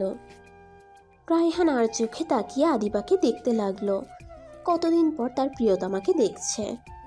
কিছু বলবেন? না। তাহলে আর চোখে বারবার তাকাচ্ছেন কেন? রায়হান বুঝতেই পারেনি যে সে ধরা খেয়ে যাবে। বরাবরই সে স্বল্পভাষী। কই, আমি তো আপনার দিকে তাকাচ্ছি না। আপনার কি মনে হয় আমি কি এমনি বলছি? এখানে দুজনে মিলে কি কথা হচ্ছে? রায়হান চলো, এখন যেতে হবে। কি বলো, এখনই চলে যাবে? আমি তো খাবার নিয়ে এসেছি, এগুলো খেয়ে দে, তারপর যাবে। তার আগে আর পরে এখান থেকে নড়বে না। এত কিছু করছেন কেন আন্টি? আমরা তো এখনই চলে যাব, এত কিছু খেতে পারবো না। এত কিছু কই, তোমরা দুজন মানুষ খাবে, এখানে তো সামান্য নাস্তা, খেয়ে তারপর যাবে। জি আন্টি। আগত্যা খেয়ে যেতে হলো। আমার খুব ভয় করছে আদিবা, কেমন যেন অস্বস্তি হচ্ছে। ওরা যখন তখন চলে আসবে। আরে চিল বান্ধবী, চিল। এখানে ভয় পাওয়ার কিছু আছে? তুই তো এমনিতে ওই বাড়িটির বউ, বিয়ে ভেঙে যাওয়ার তোর কোনো চান্সই নেই।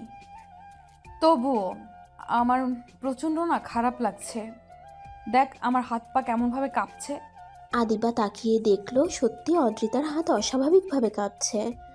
তোর হাত কি এমনি কাঁপছে নাকি ভাইয়ার কথা চিন্তা করে কাঁপছে? যদি তোকে এত সুন্দর সাজে দেখে নিজেকে কন্ট্রোল করতে না পারে, সেই টেনশনে এমন হচ্ছে নাকি? যা, কি বলিস এগুলো? তোর মুখে কি কিছুই আটকায় না? দেখিস তোর থেকে তোর জামাই এক ধাপ উপরে থাকবে। দেখছিস, আমার কথাই তোর হাত পা কাঁপা থেমে গেছে। একে বলে নিনজা টেকনিক। অদ্রিতা সত্যিই দেখলো তার হাত আর কাঁপছে না। হঠাৎ কলিং বেল বেজে উঠলো। ওরা মনে হয় এসে গেছে দোস্ত। এত হাইপার হচ্ছিস কেন? মনে হচ্ছে প্রথম দেখতে আসছে। বিয়ে হয়ে গেছে আজ থেকে কবে? দুলোভাইকে বলবো এতদিন কি করেছেন আমার বান্ধবীটা। এখনো এত লজ্জা পাই কেন? লজ্জাগুলো ভেঙে দিতে পারেননি? আদিবা চোখ টিপে কথাটা বলল। দাঁড়া, আমি দেখে আসি কে কে এসছে। আদিবা চলে গেল দেখতে। সবাই ড্রয়িং রুমে বসে আলাপ করছে।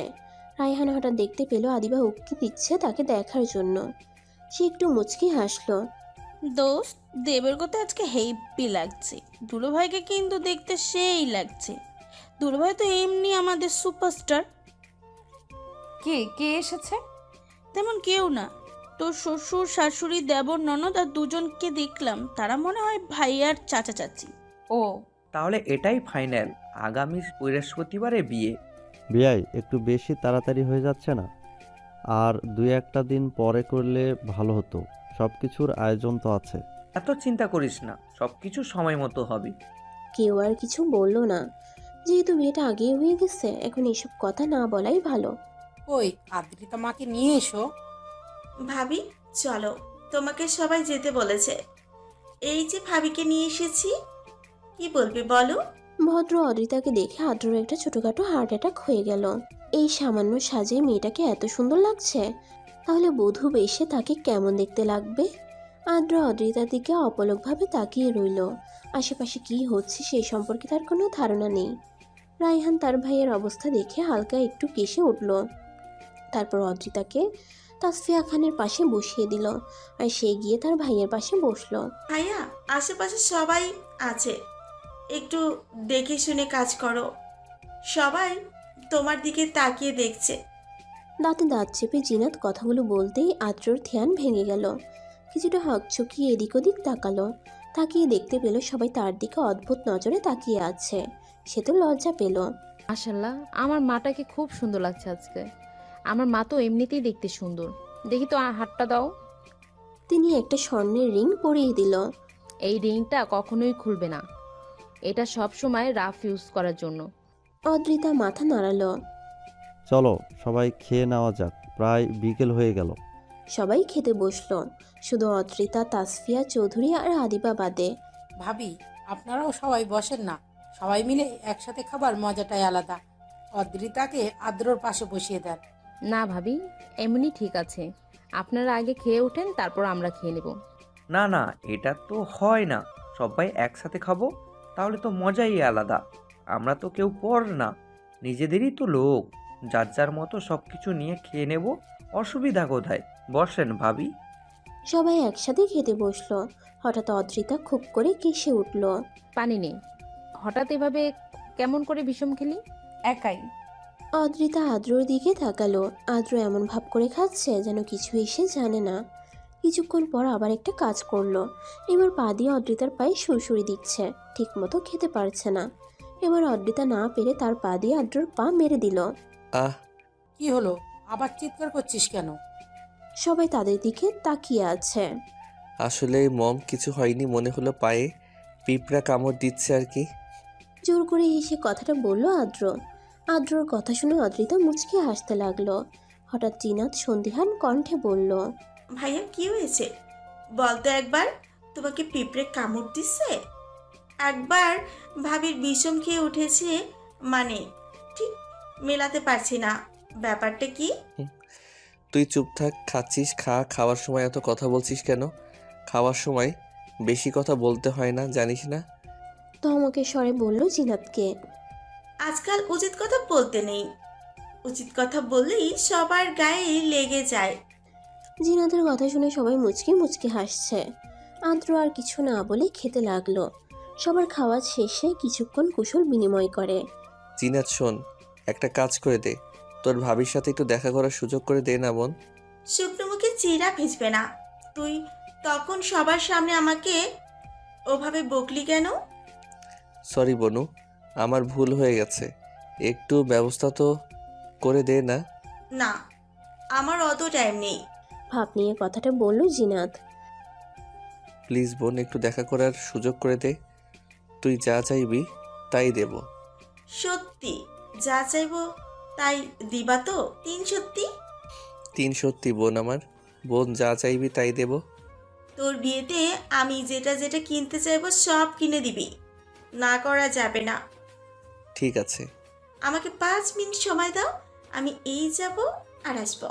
কিছুক্ষণ পর জিনাত এসে আদ্রকে বলল, যাও ভাইয়া, রাস্তা পুরো ফাঁকা, টাইম কিন্তু বেশি না, 10 মিনিট। তাড়াতাড়ি দেখা করে চলে আসবে, আমি বাইরে পাহারা দিচ্ছি। আমার সোনা বোন, এই জন্যই তো তোকে ভালোবাসি। এত পাম দিতে হবে না, যাও তাড়াতাড়ি। আদ্র তাড়াতাড়ি রুমের ভিতর ঢুকে গেল। গিয়ে দেখে রুমের ভিতর কেউ নেই। হঠাৎ খেয়াল করলো বারান্দায় কেউ দাঁড়িয়ে আছে। আজকে তোমাকে খুব সুন্দর লাগছিল, ঠিক যেন একটা পুতুল, আমার পুতুল বউ। অদ্রিতা আদ্রর কথা শুনে একটু লজ্জা পেল। বা আমার তো ফুল গাছটা এখনো আছে। আমি তো ভেবেছিলাম ফুল গাছটা মনে হয় কবে মরে গেছে।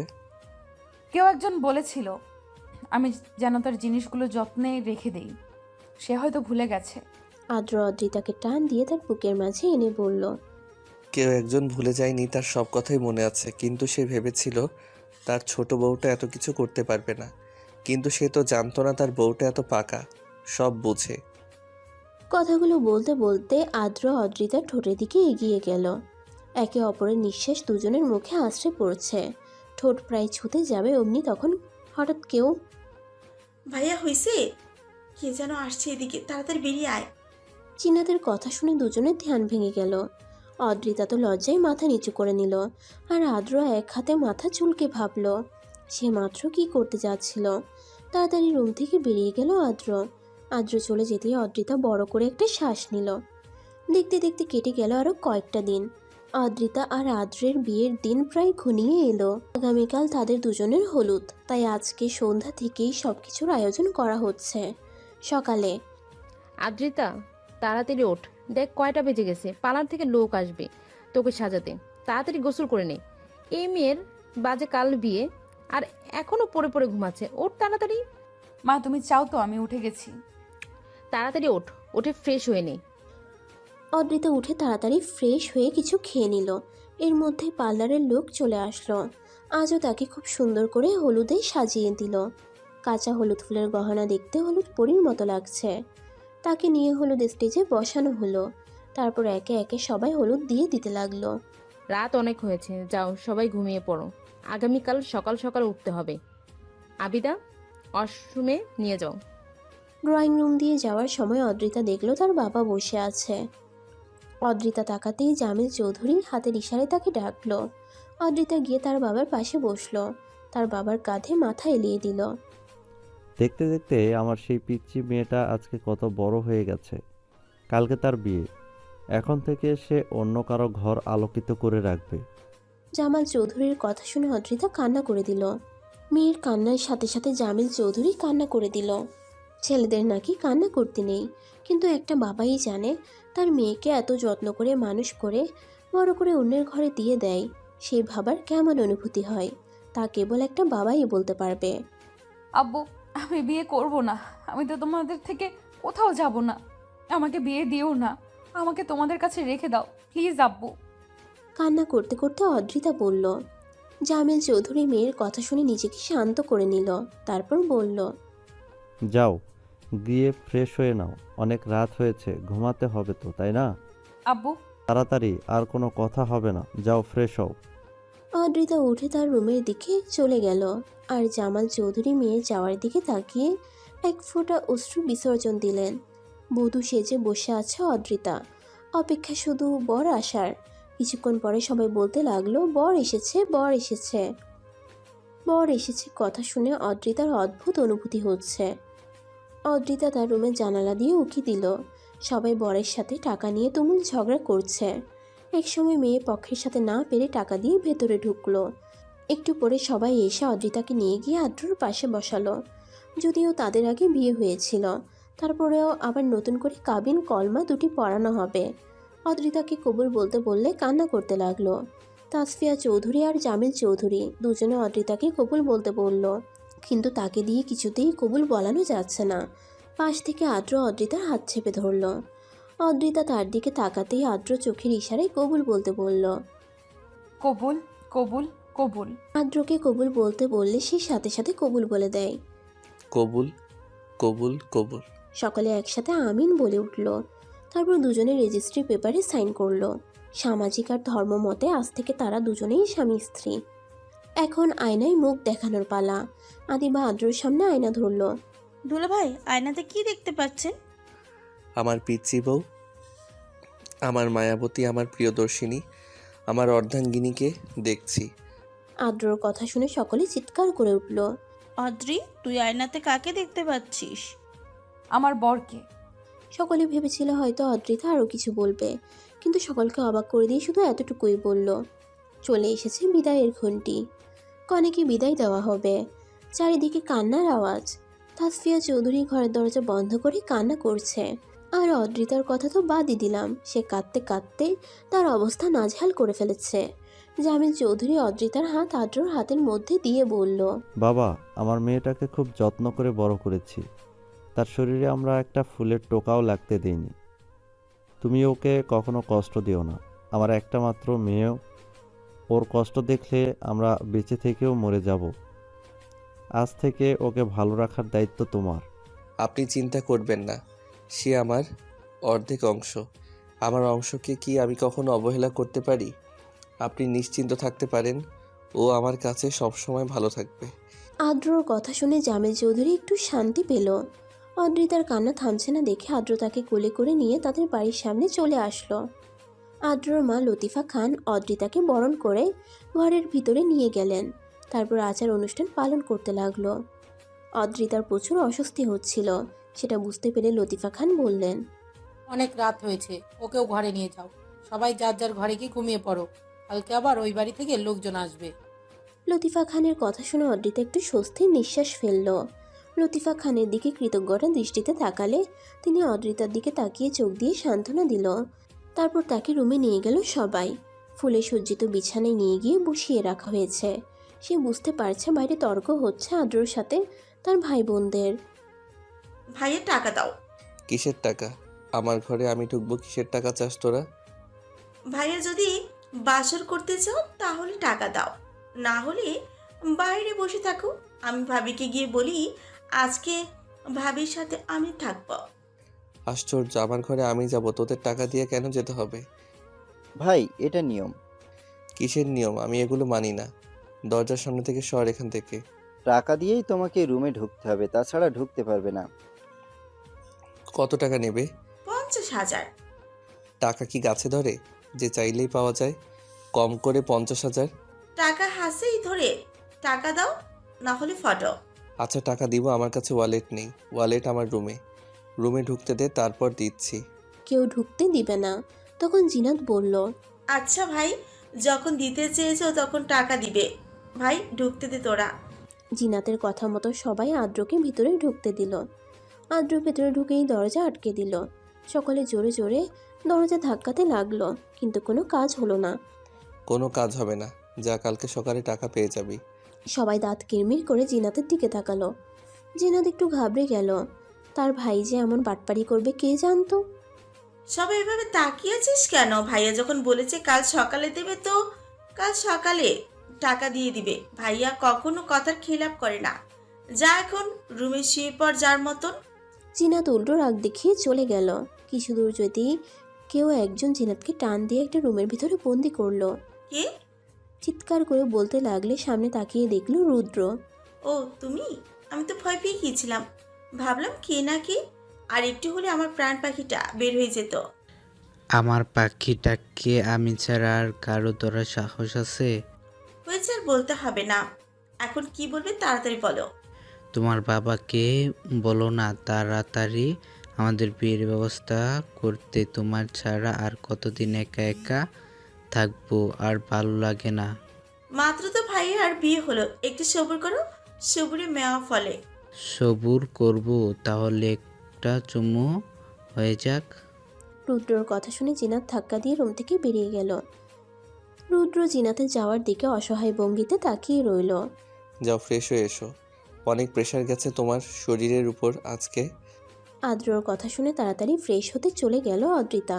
তার এইরকম করে থাকতে সত্যিই খুব খারাপ লাগছে। একদম গোসল করে বাহিরে বের হয়ে আসলো। এই নাও টাকা। কিসের টাকা? দেন মোহরের 10 লাখ টাকা। এ টাকা এখন আমি নিয়ে কি করব?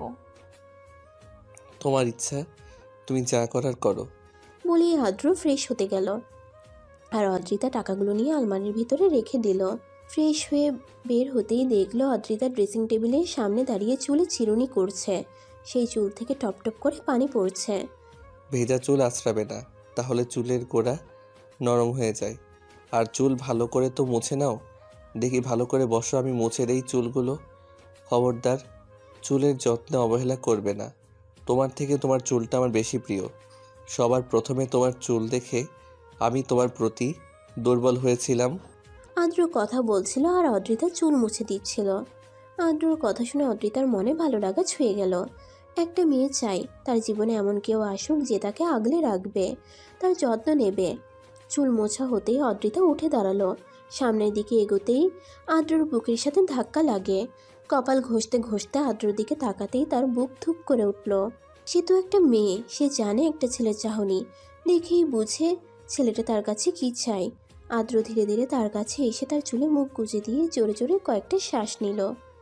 আদ্র দু হাত দিয়ে তার শাড়ির আঁচল খামচে ধরল। নিঃশব্দ কণ্ঠে বলল, ভালোবাসি অদ্রি, খুব বেশি ভালোবাসি। এই প্রথম আদ্র অদ্রিতাকে ভালোবাসি কথাটা বলল। অদ্রিতা ভালোবাসি কথাটা শুনে তার সমস্ত কায়া শিরশির করে উঠল। আদ্র তার শরীরের মিষ্টি ঘ্রাণ নিতে ব্যস্ত। সে তার কাছ থেকে মাথা তুলে তার থুতনিতে হাত রাখল। তার চোখে চোখ রেখে বলল, আমি এক অপরূপার মায়াতে আবিষ্ট হয়ে মাতোয়ারা হয়েছি। নরম ওষ্ঠভাজের তৃষ্ণায় আমি চাতক পাখির মতো চেয়ে আছি। কতবার তোমাকে স্পর্শ করতে চেয়েও আমি নিজেকে সংযত করে নিয়েছি। আমার সবটুকু আদর, যত্ন, ভালোবাসা, মুগ্ধতা সব তোমায় ঘিরে।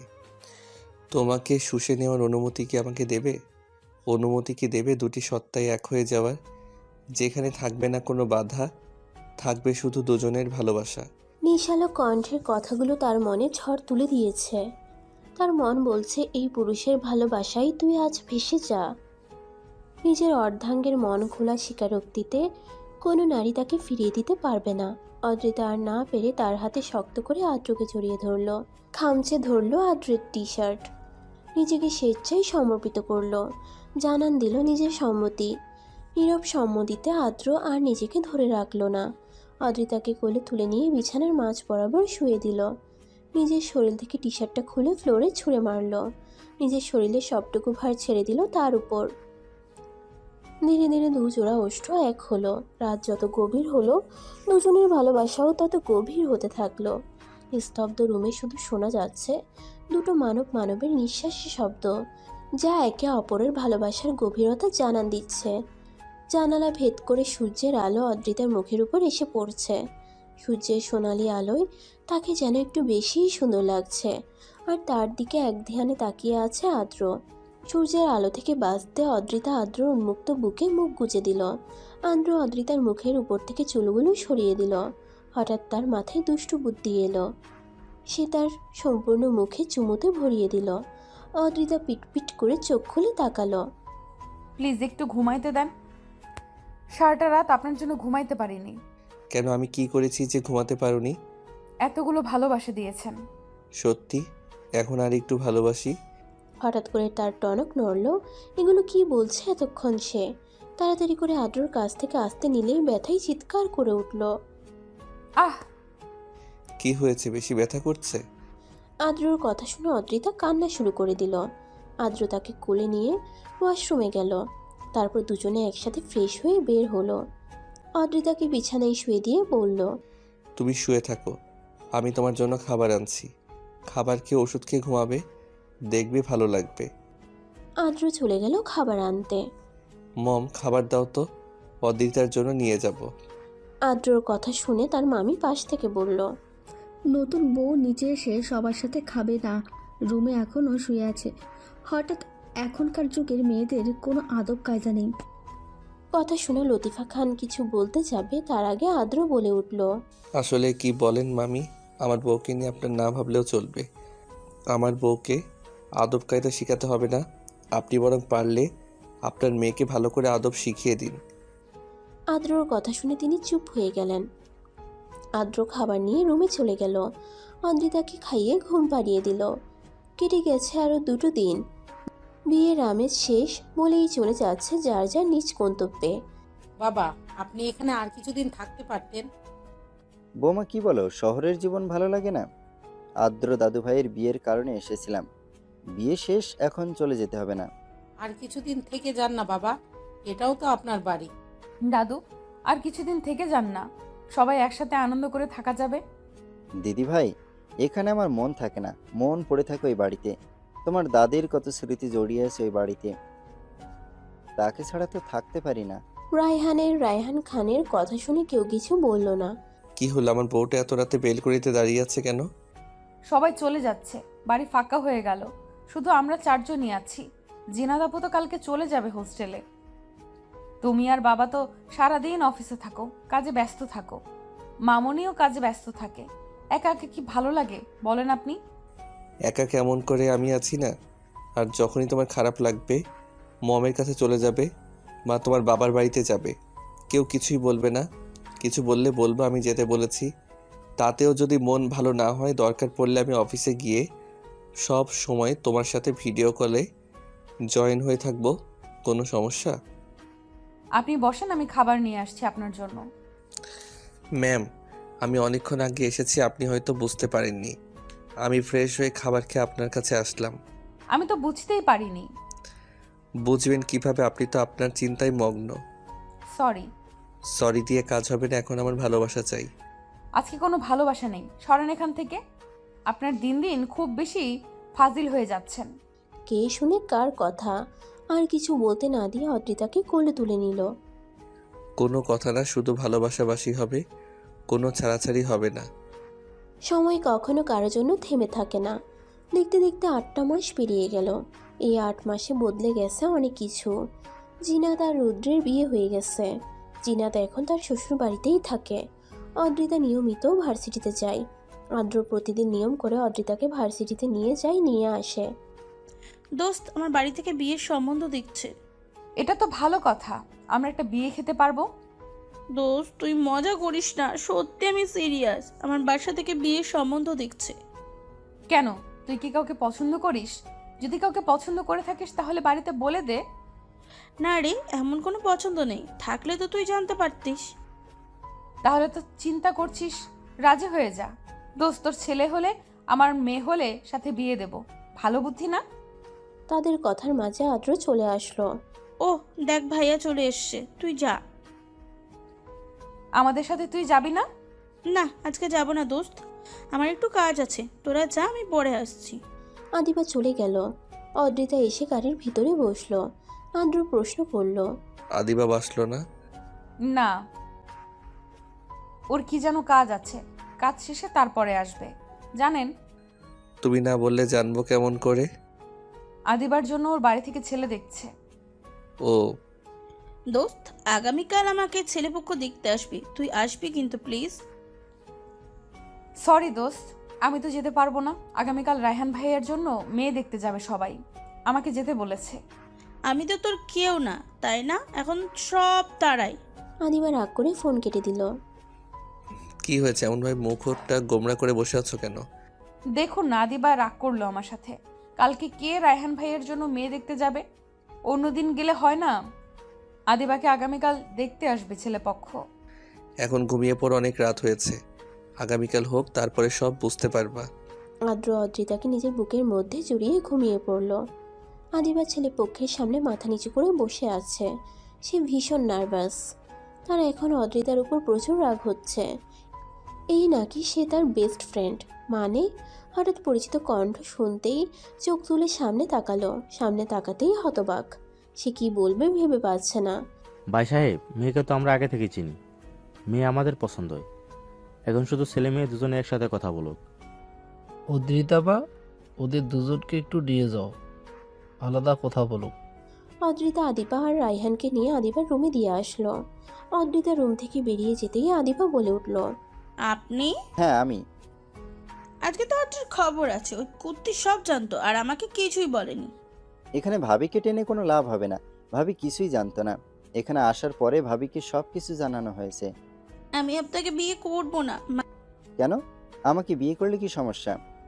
আপনার মতন হাদরাম কি কে বিয়ে করবে? আমার কত শখ, আমার হাজবেন্ড রোমান্টিক হবে, আমাকে ভালোবাসবে। আপনার সাথে বিয়ে হলে আমার কোনো শখ পূরণ হবে না। তাই আপনাকে আমাকেই বিয়ে করতে হবে? আমাকে বিয়ে না করলে সারা জীবন কুমারী থাকতে হবে। আমি আপনাকে বিয়ে করব না, মানে করব না। আমি এক্ষুনি সবাইকে যে বলে দেব। আদিবা রুম থেকে বেরিয়ে যেতে নিলেই রায়হান আদিবার হাত ধরে টান দিল। আদিবা নিজের ব্যালেন্স রাখতে না পেরে রায়হানের বুকের উপরে গিয়ে পড়ল। শক্ত করে আদিবাকে রায়হান জড়িয়ে ধরল। আদিবা নিজেকে সরানোর জন্য ছোটাছুটি করতে লাগলো। এত নড়াচড়া করেছেন কেন? আপনি যতই চেষ্টা করেন, আমি না ছাড়া পর্যন্ত আপনি নিজেকে ছাড়াতে পারবেন না। আমাকে ছাড়বেন না হলে আমি চিৎকার করব। আমি বলছি, আমি আপনাকে বিয়ে করব না। আমাকে বিয়ে করতে হবে মানে আমাকেই বিয়ে করতে হবে। বলেই রায়হান আদিবার ঠোঁটে টুক করে চুমু খেলো। আদিবাকে ছেড়ে দিয়ে রুম থেকে বেরিয়ে গেল। আর আদিবা এখনো ফ্রিজ হয়ে দাঁড়িয়ে রইল। একটু আগে তার সাথে কি হলো? ভাই সাহেব, তাহলে আজকে এঙ্গেজমেন্টটা করে ফেলি, তারপর না হয় বিয়ের বিষয়ে কথা বলা যাবে। ছেলে মেয়ে দুজনে রাজি যেহেতু। আদিবার মা আদিবাকে নিয়ে এসে রায়হানের পাশে বসালো। তারপর দুজন দুজনকে আংটি পরিয়ে দিল। আংটি পরানো শেষ হতেই অদ্রিতা আদিবাকে নিয়ে আদিবার রুমে গেল। কিরে বান্ধবী, কি যেন বলেছিল রায়হান ভাইকে বিয়ে করবে কে?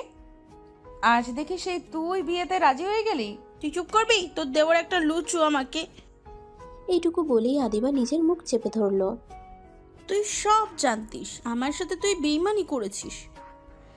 আমাকে কেউ কিছুই জানায়নি। এখানে এসে জেনেছিস? তাহলে আমার সাথে দেখা করতে পারতিস। আগে বল, রায়হান ভাই কি করেছে যে তুই রায়হান ভাইকে লুচু বলছিস? অদ্রিতার কথা শুনে আদিবা লজ্জায় গুটিয়ে গেল। অদ্রিতা যা বোঝার বুঝে গেল। হায় রে, যে বান্ধবী নির্লজ্জ সেই বান্ধবী আমাকে লজ্জা পাচ্ছে। ব্যাপার কি? ডাল মে কুছ তো কালা হ্যায়। রায়হান ভাই একদিনে আমার বান্ধবীকে লজ্জাপতি বানিয়ে ফেললো। ভাইয়ের ক্ষমতা আছে, মানতে হবে। কথা বলতে বলতে হঠাৎ অদ্রিতা মাথা ঘুরে উঠল। আদিবা শক্ত করে ধরল। কি হয়েছে? খারাপ লাগছে? আদ্র ভাইয়াকে বলবো? তুই এখানে শুয়ে থাক, আমি ভাইয়াকে ডেকে আনি।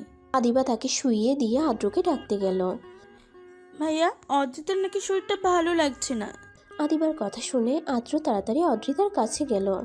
আদিবার কথা শুনে সবাই একটু চিন্তিত হয়ে পড়ল। হঠাৎ করে কি হলো মেয়েটা? সকাল থেকে তো সুস্থই ছিল। চিন্তা করো না, আদ্র দেখে নেবে সব। কি হয়েছে? তোমার বেশি খারাপ লাগছে?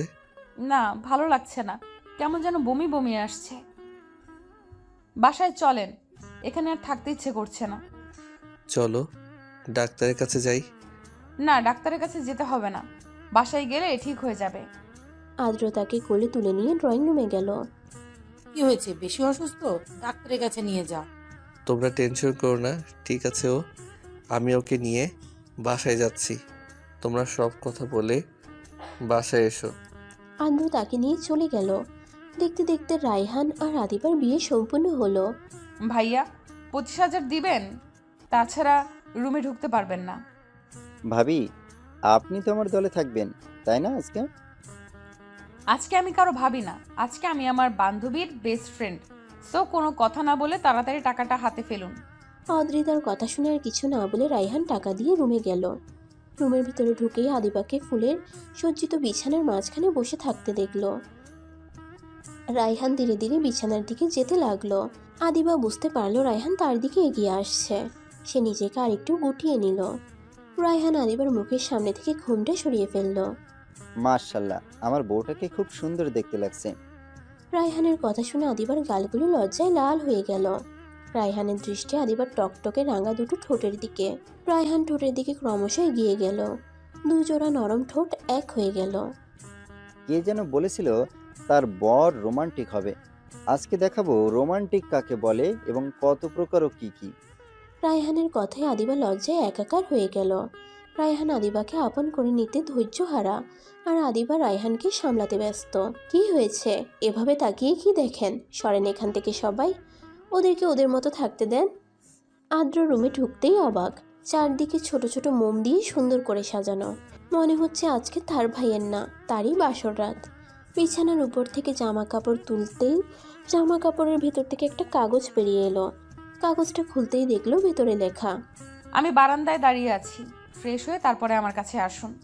আদ্র ফ্রেশ না হয়ে বারান্দায় যেতে নিলে হঠাৎ কি ভেবে আবার ফ্রেশ হতে চলে গেল। ফ্রেশ হয়ে এসে অদ্রিতাকে বারান্দায় দোলনায় বসে থাকতে দেখলো। এইভাবে বসে আছো কেন? অনেক রাত হয়েছে, রুমে চলো। রুমে যাবই তো, আগে আমার পাশে বসেন। অদ্রিতার কথা শুনে আদ্র তার পাশে গিয়ে বসলো। আদ্র তার পাশে বসতেই অদ্রিতা তার কাঁধে মাথা রাখলো। কি হয়েছে বলো তো? এমন ব্যবহার কেন করছো? আদ্রর হাতটা ধরে তার পেটের উপর রাখলো। আপনার দায়িত্ব তো বেড়ে গেল, এখন থেকে আমার সাথে সাথে আপনাকে আরো একটা বাচ্চা সামলাতে হবে। এই জায়গায় আপনার আর আমার ভালোবাসার চিহ্ন বেড়ে উঠছে। অদ্রিতার কথা শুনে আদ্র তো একটা ঘোরের মধ্যে চলে গেছে। কি বলেছে তার মাথায় কিছুই ঢুকছে না। হঠাৎ ঘোর থেকে বেরিয়ে অদ্রিতাকে শক্ত করে জড়িয়ে ধরল। আদ্র কিছু বলছে না দেখে অদ্রিতা ভয় পেল। হঠাৎ অনুভব করলো তার কাঁধে তরল কিছুর অস্তিত্ব। সে বুঝতে পারল আদ্র কান্না করছে। সে যখন প্রথম জানতে পেরেছিল সে মা হবে, তখন সেও কান্না করেছে। দেখি, এইভাবে কেউ কান্না করে? এটা খুশির কান্না, তুই বুঝবে না। প্রথম বাবা হওয়ার কেন যে অনুভব হচ্ছে আমার কেমন জানি লাগছে। কি করব বলো তো? এত খুশি কোথায় রাখবো? আদ্রর পাগলামো দেখে অদ্রিতা মুচকি মুচকি হাসছে। আল্লাহর কাছে শুক্রিয়া আদায় করুন যে সে যেন পৃথিবীতে সুস্থভাবে আর সুন্দরভাবে আসতে পারে। তোমার অনেক অনেক অনেক ধন্যবাদ বাবা হওয়ার অনুভূতির সাথে পরিচয় করিয়ে দেওয়ার জন্য। তোমাকে অনেক অনেক ধন্যবাদ আমাকে এত ভালোবাসার জন্য। তোমাকে অনেক অনেক ধন্যবাদ আমার জীবনে আসার জন্য। আপনাকে অনেক ধন্যবাদ আমার জীবনে আসার জন্য। আপনি ছাড়া হয়তো আমাকে কেউ এত ভালোবাসতো না। হঠাৎ একটু মন খারাপ করলো। কি হলো, মন খারাপ কেন? আমরা বাচ্চার মা বাবা হয়ে যাচ্ছি আর তুমি এখন আমাকে আপনি বলে ডাকো। এই কথা আপনাকে আপনি বলে ডাকতে আমার বেশি ভালো লাগে। আমার আপনি আপনিতেই সুন্দর। আপনি ডাক তাতে আপনাকে আমার আপন আপন মনে হয়। সব স্বামী স্ত্রীর মধ্যে যে তুমি ডাক থাকতে হবে এমন কোনো কথা নেই। তার কথা শুনে আদ্র আর কিছু বলার ভাষা খুঁজে পেল না। অদ্রিতাকে নিজের সাথে শক্ত করে জড়িয়ে ধরল। জানো, চাঁদহীন রাতে তুমি আমার হয়ে এসেছিলে। আবার এমন চাঁদহীন রাতে তুমি আমাকে সবচেয়ে বড় উপহার দিলে। কে বলেছে চাঁদহীন রাত সুন্দর হয় না? কে বলেছে চাঁদহীন রাত শুধু দুঃখ ডেকে আনে? কে বলেছে চাঁদহীন রাত অভিশপ্ত? চাঁদহীন রাতও খুশি নিয়ে আসতে পারে। চাঁদহীন রাতেও ভালোবাসা দিতে পারে। সবসময় যে একটা সুন্দর দিন সুন্দর স্মৃতি নিয়ে আসবে এমন কথা কোথায় লেখা আছে?